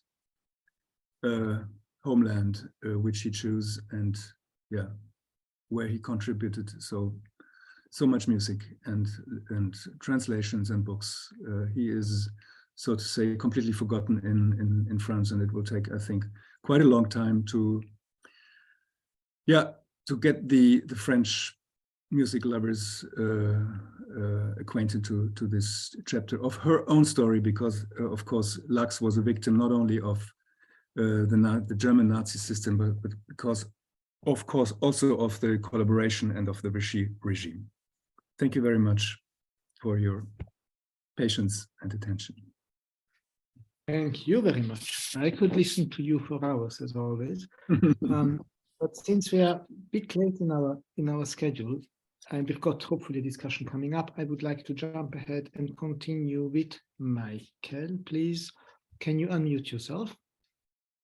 If you can hear me. Yes, yeah, of course. And I will... Let me just very quickly introduce you. but I think most people will know you anyway, because you are a true legend of the music business in so many aspects. That just in a few words, you've been working for Decca Records for many, many years, and being executive producer with people like Sergio Scholti, Andras Schiff, Ashkenazi, and God knows whom else. Parallelly, you started to work. I think you founded, didn't you, the Entdeckte Musikreihe at Decca at the time as well, which already Frank has mentioned. You worked as music curator of the Jüdische Museum in Wien. You spent a couple of years with Sanni. You worked with Berlin Philharmonic. And in the long run, together with Gerold Gruber in Vienna, you two set up what has become the exil.arte Institute, which is since 2016, I believe, now integrated to the Vienna Music University as an institute, and is the world's first, if I'm not mistaken, institute of its kind to look after estates of Ostwest composers or composers who suffered under the Nazi era. That's the shortest I could come up with. Over to you, please. Well, thank you for the invitation. Can everybody hear me all right? Yeah, good. Okay, thanks for the invitation, and I'll try and be as brief as possible. I'm trying to also see if I can get my thing to respond. There we go. Yeah, Frank mentioned the Entdeckte Musik series. In fact, the series started unwittingly in 1985 when I began to record some Zemlinsky recordings that I didn't realize would become part of what would then turn into the Entdeckte Musik series. The Entdeckte Musik series was the first retrospective, I would say, by a major recording label of work suppressed during the years of the so-called Third Reich. And and in 2002, after leaving Decca, that in the year 2000, I went to the Vienna, to the Jewish Museum in Vienna, where we did another series of exhibitions called Musik des Aufbruchs, which is an almost impossible thing to really translate into English, but it means both a music of a new beginning and a music of departure. And we did various exhibitions, as you can see in the lower half of this screen, various Viennese Austrian composers, one of whom, interestingly, would have been Karl Rathaus. We didn't do an exhibition on him, but he was actually to have been the subject of our next exhibition had Vienna not changed the director of the Vienna of the Jewish Museum, and she decided that there had been enough emphasis on Austrian Jewish life before 1938. So unfortunately, the Rathaus exhibition did not take place, which is a great pity. Professor Gruber, who joined me as, well, first of all, in the year 2006, Gerald Gruber, a theory professor at Vienna's Performing Arts University, contacted me to say that one of the organizations in Austria that focused on the Nazi persecution of musicians was called the Orpheus Trust, had decided to reduce its activities to a website and deposit all of its holdings with Berlin's Academy of Arts. He considered this a catastrophe and had decided to start a new society called exil.arte and asked if I could join him. Professor Gruber had not previously published or was even seen as a specialist on the subject of Nazi persecution of music, but he was a Schoenberg scholar, so had at least a tangential encounter with the subject. And of course, I agreed. Professor Gruber is a very rare type of Viennese. He's a pathological optimist. When working with a pathological optimist, it's difficult not to be infected, and it became apparent very quickly what needed to be done. The Orpheus Trust, founded in Vienna in 1996, had rightly identified Austria as having a murderous anti-Semitism and at the same time a place where Jewish musical genius had formerly thrived. Austria's persecution of musicians, whether they were Jewish or political opponents to the Nazi party, was horrifying. Generations of Austrians had not spoken about such things and never mentioned the many composers and performers who had been driven into exile or murdered, until the Orpheus Trust thrust the subject into the open. By the early 2000s, Vienna's town councillors, who funded much of the Trust's activities, were already 2, if not 3 generations removed from the Nazi past. And in many cases, they didn't even have a Nazi past. Some were the grandchildren of returning Viennese Jews, and some had parents and grandparents who had come from countries without a history of Nazism. The Orpheus Trust accomplished a huge amount by reminding Austrians, and most especially the Viennese, of their guilt. But guilt does not generate positive energy. And after a while, when funding was frozen or reduced or even expenditure questioned, there were accusations of Vienna becoming run by crypto or proto-Nazis. The head of the trust, a dynamic Dutch academic named Primavera Gruber, decided that by not incorporating the Orpheus Trust into the very core of Vienna's cultural activities, the Viennese had never changed and were incapable of change. She handed over whatever musical estate she had acquired to the Berlin Academy of Arts.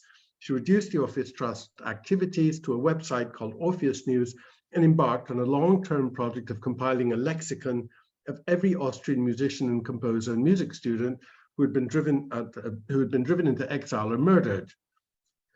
Professor Gruber, who by coincidence shares the same surname as the Dutch founder of the Orpheus Trust, instantly saw that a new organization was needed. We met and discussed what we could do. As a society, and despite being based at Vienna's Music and Performing Arts University, we were totally dependent on outside funding and support. Gerald Gruber, the pathological optimist, saw no problems in finding the money we needed, even reaching into our own pockets if necessary. In the 10 years the society existed, from 2006 to 2016, we actually achieved quite a lot. There was a concert series with Austrian radio, a series of CD recordings and publications, as well as guest lecturers, and a number of activities that resulted in the Austrian Parliament inviting us to provide musical programming for special memorial events. All of us, thus infected by Gerald Gruber's optimism, decided exil.arte would need to take a different approach to that of the Orpheus Trust. We decided that we would not use guilt as our driving dynamic, but the concept of loss. Unlike the Orpheus Trust, we were based in Vienna's University of Music and Performing Arts, the former Music Academy. In fact, my offices are the very offices where Franz Schrecker was teaching. We were dealing with young musicians who were now 3 or 4 generations removed from the country's Nazi past. They came from different parts of the world, and their interest was not generated by any sense of guilt being carried into future generations, but a fascination with what had been removed from their own cultural narrative. If guilt demands contrition, loss demands restoration. Contrition will always be in the background, but remains passive. Restitution is restorative and is active. Exil.arte decided it must change from being a society to becoming a center for cultural restitution. Restitution for those who lost livelihoods, and restitution for audiences who lost musicians. Gerald Gruber and I drew up a plan to convert the society into a research center. It was presented to Ulrike Such, the very dynamic president of the university, who supported us with everything she could offer. With generous university funding, we could pay for the creation of a state-of-the-art storage facility and archive. When the Music Academy achieved university status in 1998, it moved to a dedicated campus, leaving the historic building of the Music Academy, a place where Korngold, Schoenberg, Schrecker, and others taught and studied, underutilized. In addition to a floor of vaults and safe storage units, we were given an exhibition floor and a budget for an annual exhibition. In addition, we have classrooms for teaching, a reading room, digitization facilities, offices, and a small concert hall for recitals and symposia. The university gave us money to fully staff the center and support all of our running and special operations and research costs. The Austrian Foreign Office has stepped in to send all material, regardless of where it is in the world, to Vienna via diplomatic post. Having changed from a haphazardly funded society to a fully funded research center in 2016, we decided to expand our remit even further and offer an archival home for orphaned estates of former musical exiles, regardless of whether they were Austrian. The definition of Austrian was in any case difficult since pre-1918 Austro-Hungary included parts of Poland, the Ukraine, Bohemia, Silesia, Moravia, and large parts of the Balkans. Most of those born Austrian pre-1918 were born outside of present-day Austria. With Austria's overrepresentation among high-profile Nazis, exil.arte felt it had an obligation to restore the cultural loss of every country that had been victimized. We also decided not to distinguish between Jew and non-Jewish music exiles. Though most musicians who suffered under the Nazis were Jewish, a good number left for reasons of conviction or were otherwise politically compromised. We also decided not to act as a filter for what might be considered worthy and would offer an archival home to every music victim, the famous, the forgotten, the failures, and the successes. We also decided we would take all genre of music, classical, avant-garde, applied, cabaret, and Schlager, or popular music, along with the estates of those who facilitated music and musicians, publishers, agents, publicists, secretaries, support staff, and scholars. The exil.arte Society was closed down and reopened as a research center in 2017. The event of the center's opening served as the centerpiece for the university's 200th anniversary. Our first exhibition was on the students, faculty, and alumni of the academy who'd been victims of Nazism, including those historic victims who had died beforehand, such as Gustav Mahler, a former pupil of the academy, and those on the peripheries of the academy by virtue of their influence, such as the theoretician Heinrich Schenker and Guido Adler. There's a little video here, I hope it works.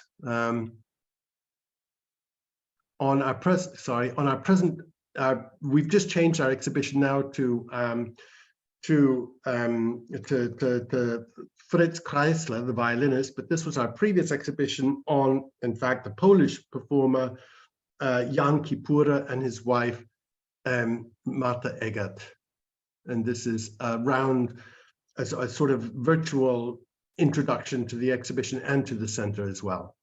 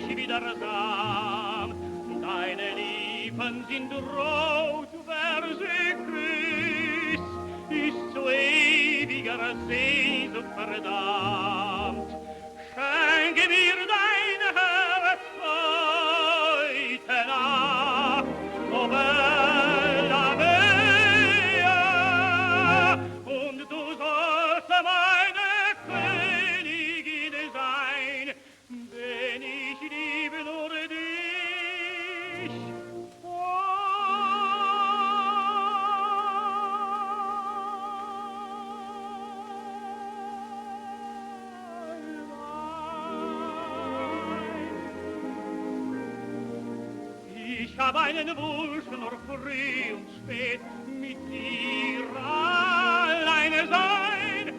Frag nicht, ob der Rausch vorübergeht, willst du einst meine sein? Ahnst du nicht, dass ich nach dir vergehe?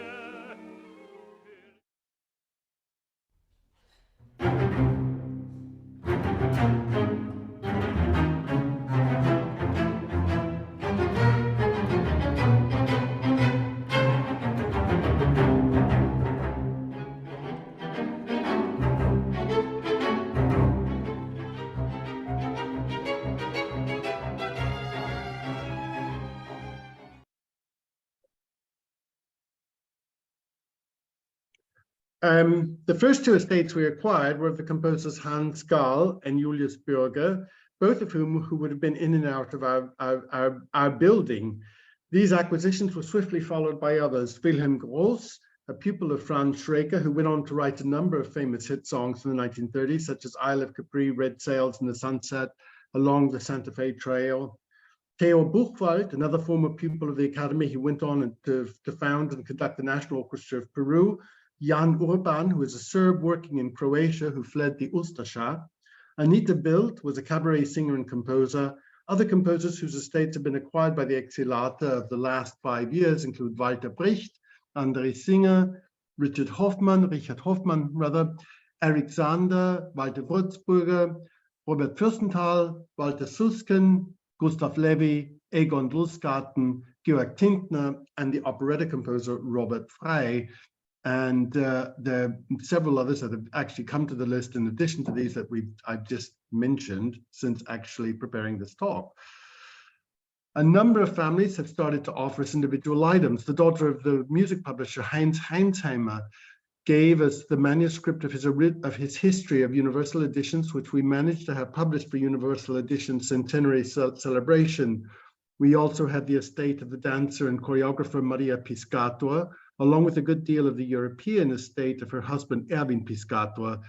Due to issues with other institutions, we also have acquired a number of other composers such as Walter Adlen, Karl Rathaus, and Hans Winterberg in a digital format, along with individual items given to us by the Korngold family. New estates are en route, such as the French opera composer Edouard von Cleef, while other estates are still under negotiation, and those estates under negotiation we have just completed. So what do we do with material? As a university, we're lucky to have a never-ending supply of young musicians who welcome the opportunity to come and explore the byways and standard repertoire. We are in the process of digitizing everything in our archive so it can be viewed without having to refer to the often very fragile original manuscripts. We have also set up publishing deals with Boosey and Hawkes, which have already been mentioned, with the composer Hans Winterberg, and with Schirmer and the Wise Music Group in order to produce an exil.arte line of publications, including operas, chamber music, art song, instrumental music, and so on. We carry out the editorial work and pay for the material to be typeset. The music publisher Schott approached us to initiate the Erich Korngold critical edition, which unfortunately could not be funded in Austria, but now has moved to Germany, though we are still participants.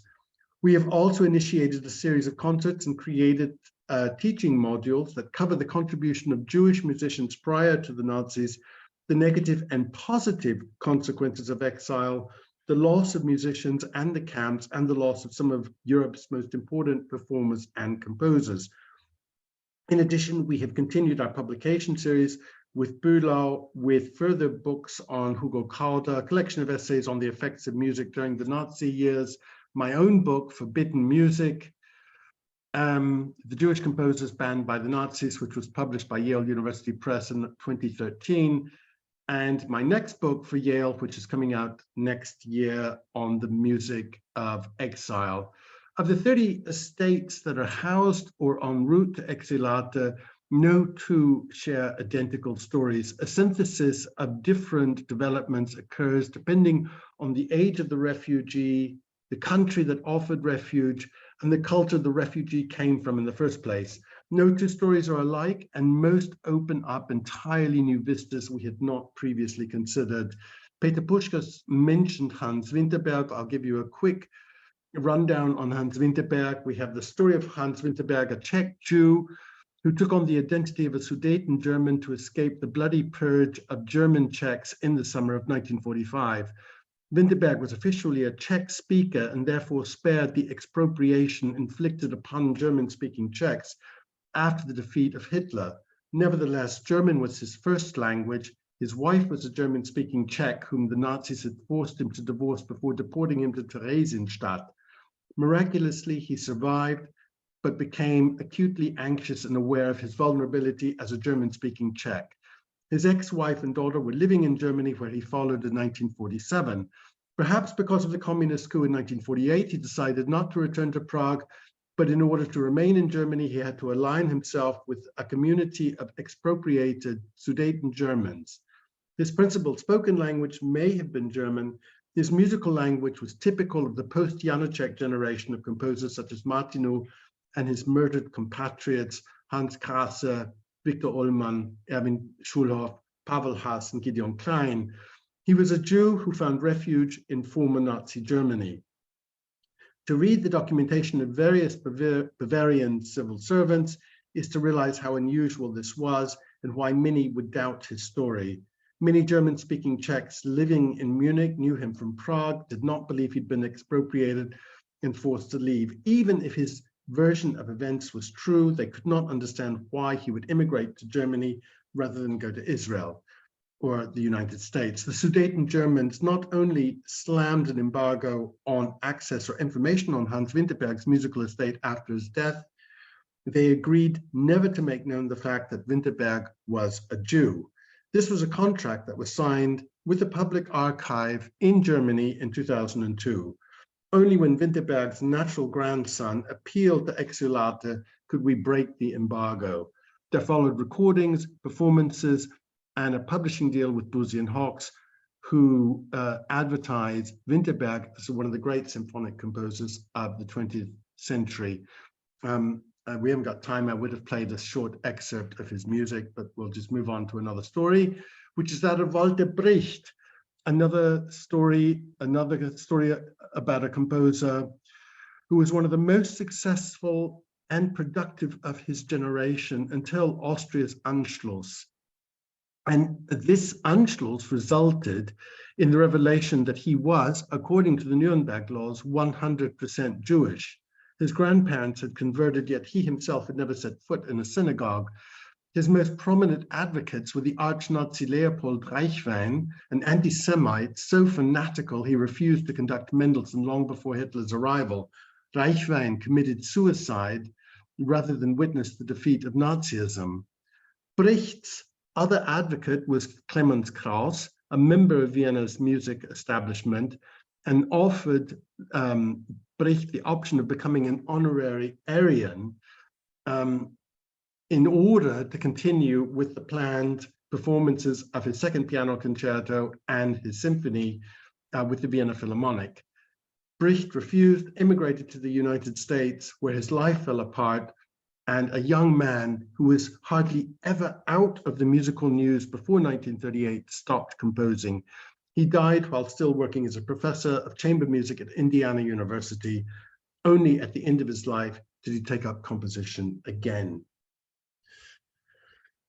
And we have the estates of composers like Gustav Levy and Robert Frey, composers we know to have been established, published, and successful, but about whom we can find very little information. We know they were deemed important and serious figures at one point during the interwar years, but the most significant thing we can say about them is that we don't know anything about them other than the fact that they were once somebody.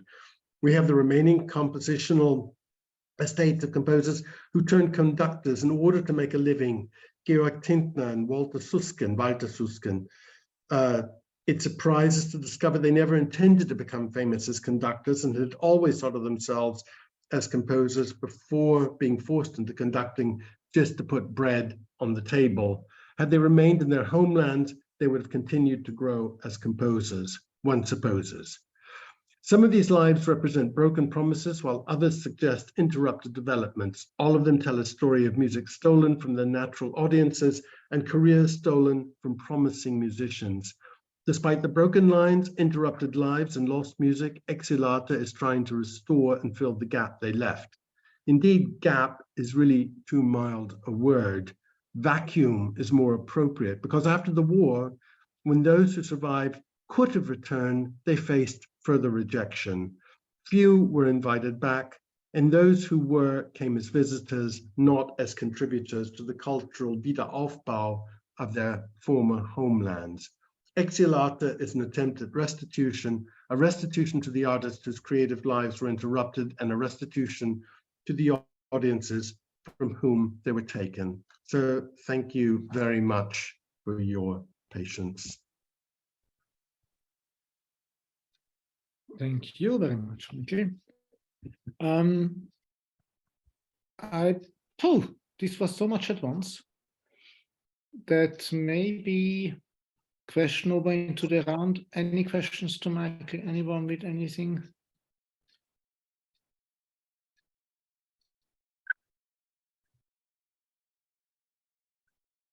Well, sorry, I've got my phone is not letting me. Kasia? Well, I just wanted to express my admiration to the work of exil.arte and in this incredible, amazing research that you did, and you're gonna definitely continue to doing. And what I'm asking myself is how to join forces and how to combine our capacities and possibilities to even further reach the goal to present this incredible composers and their histories to the broader public. Is there any idea how to work even more together to reach this goal? It's really interesting. I don't know. I think every collaboration has to come on an individual basis. The reason exil.arte exists is while I was working as the music curator at the Jewish Museum in Vienna, I discovered that the musical estates that were kept in the new homelands, whether it was the United States or Great Britain or wherever, would always preserve the contributions these people had made to new homelands, while completely ignoring whatever contribution these people had made to their former homelands. So in dealing with, for example, a composer like Ernst Toch, who is really crucial in the establishment of what we would call Neusachlichkeit in music, along with Paul Hindemith, when you looked at his musical estate held at the UCLA Performing Arts Archive, the only thing they were interested in was the music he'd written for Bob Hope films, and not any of the music that made him so important during the interwar years.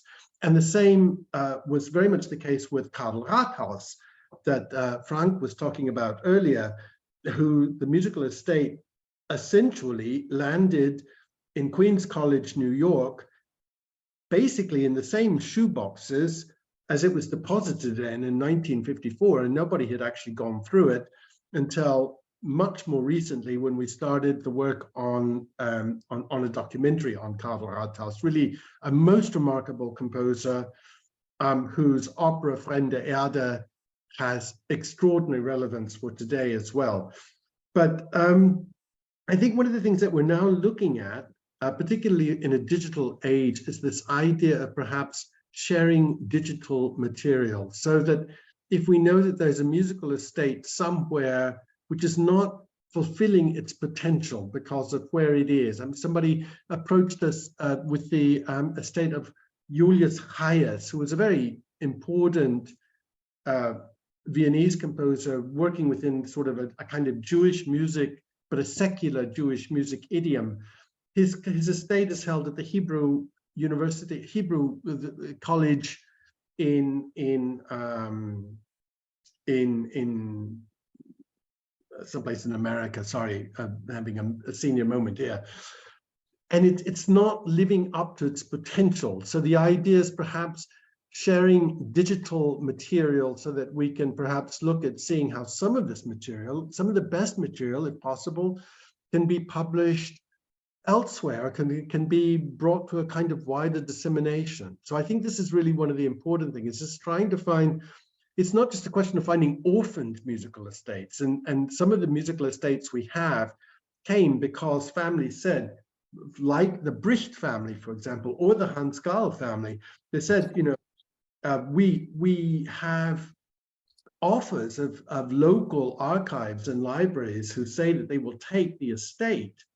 But frankly, the contribution of my father or my grandfather was not really in Indiana and not really in Edinburgh. but the work that they accomplished before being forced to leave the country in 1933 and 1938. So so it's not just a question of finding these orphaned estates, it's also a question of finding those estates which are stranded, like the estate of Karl Rathaus, or like the estate of Ernst Koch, or these estates that are in different parts of the world, and people don't, and the local archivists really just don't know what to do with them.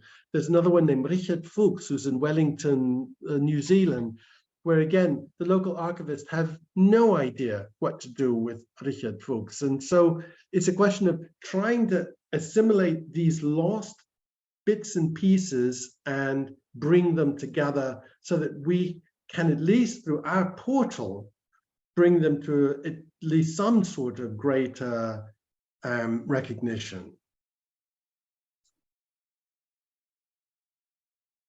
There are a variety of different options, you see. Yeah, Frank, you want to say something? Yeah, I mean, well, we're dealing with all these biographies since quite a long time now, and we've observed certain developments in dealing with the phenomenon. And what I observed, well, basically in a growing awareness and a growing very effective networking. I mean, what you are doing in Vienna, apart from, and I'm not talking about you personally, but what you're doing in Vienna at the exil.arte Institute, I think the idea was born probably in 2006 when we all sat together and created that platform. We couldn't imagine that this would become a real thing. And such a powerful thing, and it has a model function, of course, and many things are going on since that time, or started much earlier. So that we see more, we have more and more institutions, people involved, scholars working on the subject matter, and trying to bring all the pieces together for that enormous puzzle. On one hand, so this is I think quite positive, and many things can be preserved because it happens in time. Many things will not be destroyed or end up in, you know, on the Müllhalde. in the how would you call it, in the dump, on the tip. As I think many things disappear we don't know about. This is one side, which is very positive, and there are more and more musicians involved, and network like today's network, people coming from very different side of the cultural world, becoming interested in this thing. On the other hand, what I observe since I'm dealing with it since 30 years, there's a well, you will say that's not true, because in the 90s there were a number of high-profile musicians who played the music and who recorded the music, but most of them afterwards, who were at the beginning of their career, abandoned the task they were taking on, because it was not advantages anymore for them to conduct music by and arte to composers. What I observed, and I'm still observing, that it's almost impossible to get through this invisible veil or wall, which is certainly due to the fact that all these composers unwillingly are stigmatized through their fate. Whenever you come to a conductor or a performer, I'm not talking about Kasia, I'm talking about Mr. X, who has a contract with Deutsche Grammophon, they will not take it on because they have the Judenstern they put the Judenstern on their jacket, even if you can't see it, but it smells. It's something wrong about it. André Lacks quotes a sentence by Ruth Klüger in his postface Nachwort to his father's books, which says, Ruth Klüger says about herself, "Ich komme nicht aus Auschwitz, ich komme aus Wien." This is the crucial point. All these people we are dealing with have to prove, and this I come back to what you say, they had a former life before they had been stigmatized, before they had been expelled, or before they had been killed.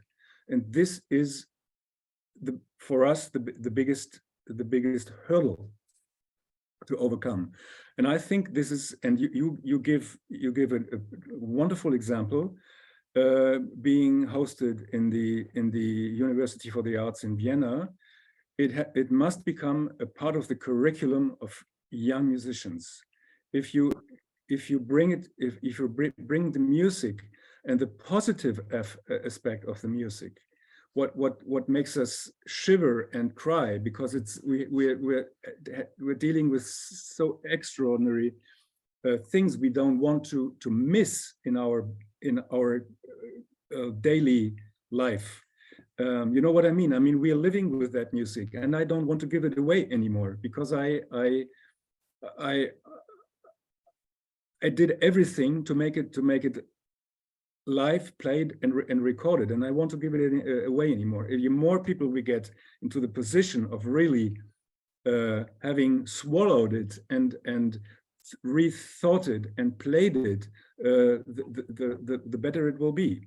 But I think we definitely need to get the music out of the ghetto, out of the ghetto they had been forced into.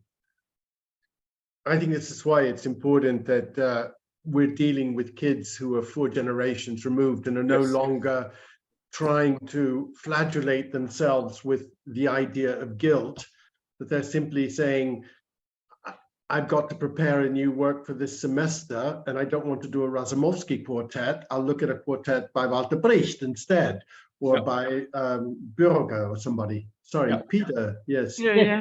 Frank touched on what was supposed to be my question, maybe, or maybe my question just came out of what he said, I'm not sure. But how is this now in Vienna? So the work you do on repertoire then is performed by students because they come to you and say, we want to play something? Or is it because chamber classes are told to look for new repertoire?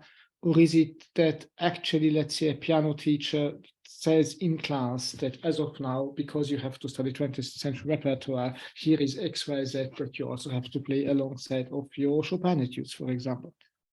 How does it actually work in intuition, is my question. I think it comes down to the individual teachers as well as the individual networking. As you know, the MDW, the Music University, has 24 institutes, and the institutes are fairly independent. So it's often a question of convincing each institute director to start looking at this repertoire. And we've had more success with some institutes than we've had with other institutes. But it is a slow process. And it's not, you know, it will be, I think we have to be very realistic. The public tends to be wary.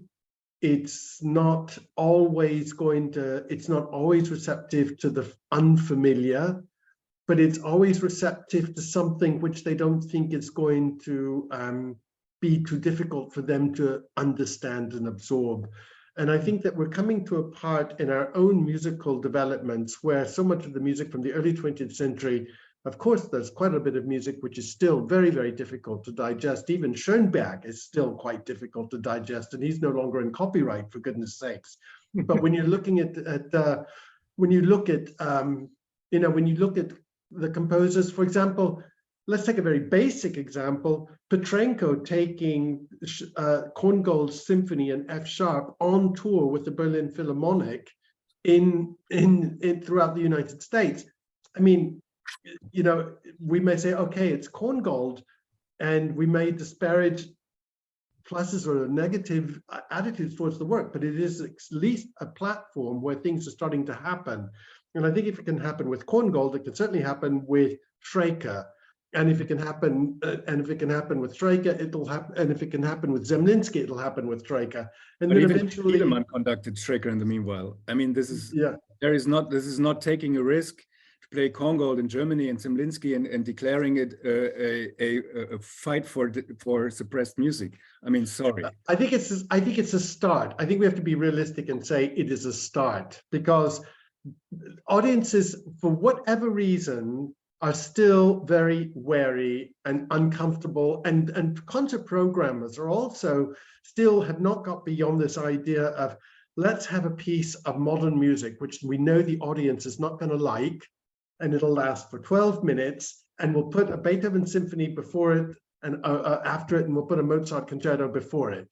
And so this is, and so so audiences become very, very suspicious of anything they're not familiar with, and we've got to get beyond that barrier. And the only way you're going to get beyond that barrier is by getting people like Petrenko to suddenly start to look at this music again. Yeah, but that's what we're doing. Michael, I gave the Winterberg CD personally, talking with him personally, to Petrenko, to Simon Rattle, to Vladimir Yurovsky, to I don't know else on that level of international active conductors, and I'm doing follow-up work with their dramaturgs, etc. It is something.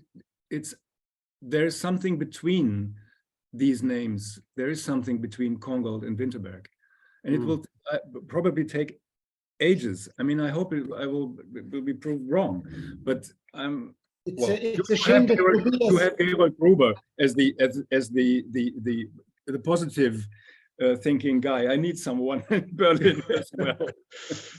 It's a shame that Tobias is not with us any longer, because he would be the perfect person to ask now. Yeah, he gets our stuff all the time. So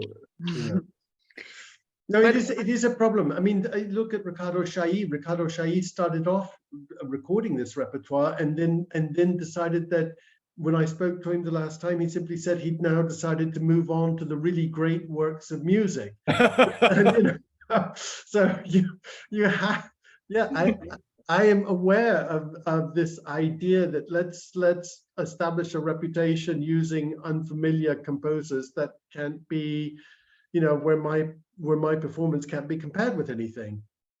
But maybe we should try with concert venues. We should approach them and suggest them like a platform, open call for artists, like, for example, freelance and artists playing for persecuted music, or at least one piece of that kind in the program.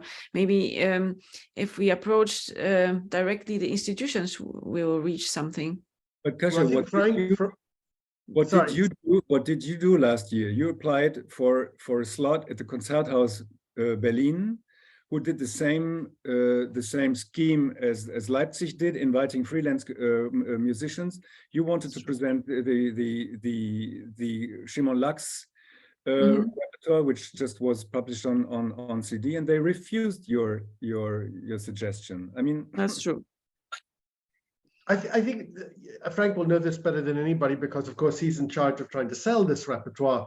But I think it is a combination of if you talk to a performer, the performer will always say, well, it depends on the orchestra, or it depends on the promoter, or it depends on the concert venue, whether they'll take the program that I propose. And then if you talk to the people who run these venues, they'll say, well, I'll have to talk to the conductor and see if that person will actually agree. So that there's always this kind of what we call in German a Teufelskreis, this never-ending circle of people trying to push the responsibility onto the other party. And so it really is a question of trying. I think one thing to do is what Frank suggested, and I think it's a very wise suggestion, is to try and get away from the label of saying Shimon Lachs was a composer in Auschwitz. And just put Szymon Laks down as one of the things that one performer is prepared to play without trying to add any kind of additional explanation. The explanation can come then later, but just to try and incorporate it into. We get the proof all the time.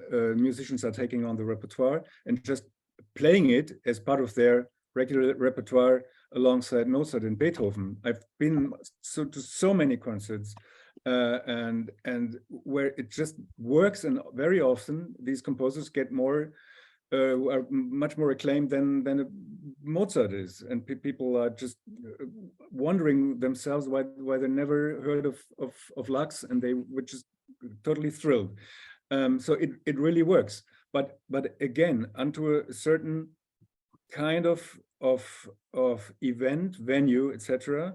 The higher you get, the more difficult it is, because of the market and the way the market works. And it's very interesting to see that after Corona, it all starts again with touring orchestras, the big ones, and touring conductors, the big ones, who have 3 chief conducting positions, and who, of course, are not willing to learn a new complicated work, which they know that they will probably conduct only once in their life. And then you have the agents in the background who say, and I have the proof. I cannot give names, but I have the proof that agents forbid musicians to play the repertoire because they say it's bad for your reputation. And this is also this is a whole. Let's not go there because that industry is rotten for many years and for many reasons we know. Yeah, we need to know our enemy. I would like to maybe find a point in all this that I think is a positive note, and in a way can combine the 2 strengths that we've been discussing, and that's Michael's multiple notion of the word restitution. Because yes, we restitute the music itself and to the audiences and to the legacy of the composer, but we also, given the world we live in today, have a lot of restitution to do to the pure musicians who are out of jobs and of an industry and landscape that's shifting in front of our eyes with everything sort of going sideways. So we have to restitute, I don't know, the whole music business and curiosity in people, and we've got stories to tell, and that's maybe a different or a difficult point to decide. I totally agree with this, being careful in not niche blending the Auschwitz thing. Yes, absolutely, shouldn't do that. But of course, as a first step, or at least when it was a first step 20, 30 years ago, it was the only way forward. Now we can maybe afford to let go, but at the same time, we live in a time, my question is, the storytelling is 90% of what gets audiences to anywhere, and there are stories to tell. So where do you balance having to engage with audiences and to get somebody's attention at all when you sit on this wealth of stories, and as sad as they may be? So I think there is a lot to I think one of the big one of the big stories to tell is the fact that musical life in Europe was not just Vienna, Berlin, and Paris, that there was Prague, there was Warsaw, and there were these other centers that have been completely forgotten. And that's an important story. And I'm surprised that we can't get that story more, particularly as these countries become far more familiar to people. Let's face it, for the last 30 years, people weren't allowed to know anything about these countries behind the Iron Curtain. So, it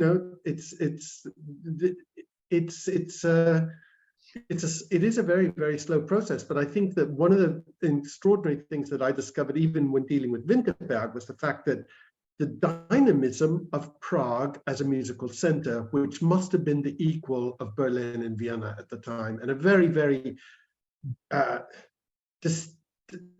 a very individual musical language that was developing in the post-Janacek world of Moravia, Bohemia, and Slovakia. It's a completely, and it wasn't just the music, it was the literature, it was the art, it was a whole scene that was quite unique to that country and to that language and to that culture. Mhm. And it was also very diverse. It was also a kind of melting pot, blending so many, as you say, different influences. And maybe also the nationalistic approach of nowadays is also a problem. The countries are quite close to other composers from other historical backgrounds, and for instance in Poland you can see they are they're trying to promote Polish music, but that's basically it. There's no reason to look back to a neighbor country to try to find out if there is something valuable to show and to bring up into the programming of classical venues. That's a point that's interesting to have Vegard's comment on, because he mentioned this earlier, that when he looked at the composers on the Limbo website, he has never heard any of those names. And in Norway, none of this is ever performed. At the same time, we talked about other industry issues in Norway. It's very inward looking. It's opera companies who have to perform in Norwegian, let's say, and it's only Norwegian musicians, etc., etc., etc. And you have this maybe in other countries as well. So we live in a time where, well, one of the big problems, if we take, for example, Karl Rathaus, he is Polish, faute de mieux, because he was born Austrian. He was an Austrian patriot. He joined the Austrian army. He then studied in Vienna. He got his law degree in Vienna. He got his music degree in Vienna. He then moved to Berlin, where he had his big career. He was the first classical music composer to write a film score. And then he moved to Paris, and then he moved to London. And then he only became, and Ternopil, where he came from, was of course originally Austrian, then it was Polish, then it was Ukraine, and then it became part of the Soviet Union. So he became Polish only because nobody else would have him. And the result is that, you know, for himself, he felt himself to be an Austrian, but for the Austrians, he was a Pole. For the Poles, he was a Ukrainian. For the Ukrainians, he was a German. For the Germans, he was a Pole. For the English and the French and the Americans, he was just a foreigner, you know. And so nobody was claiming him, and that's one of the big problems. If you don't have somebody to claim him, he's not going to have a platform. But isn't this on a larger scale, of course? But isn't this comparable to, let's say, Weinberg, where also? Well, he is certainly claimed by the Russians. And he's now sort of, due to his success, stigmatized as a Russian. And I mean, who is considering Weinberg a Polish composer? I mean, not even the Poles until very recently considered him as being a Polish composer. Victor Ullmann is the same. I mean, you know, he's born in what is today present-day Poland. Yeah. But again, you know, he considered himself an Austrian, and he lived in Czechoslovakia. So, you know, it's But we had it already. We had it already in the 19th century. Like Frédéric Chopin was basically the same case. Yeah, but we had also periods in music history where it didn't play a role at all from where you came, because music was migration. Musicians were migrating from A to Z and playing and composing in places where they, I mean, you know what happened in Italy, in France, until the 19th century. But basically, well, 50% of the composers who were famous in France were originally from other countries, from Italy, for instance, or from Germany. So the national issue is the crucial thing here, I think, and our stupid, or not our, but the stupid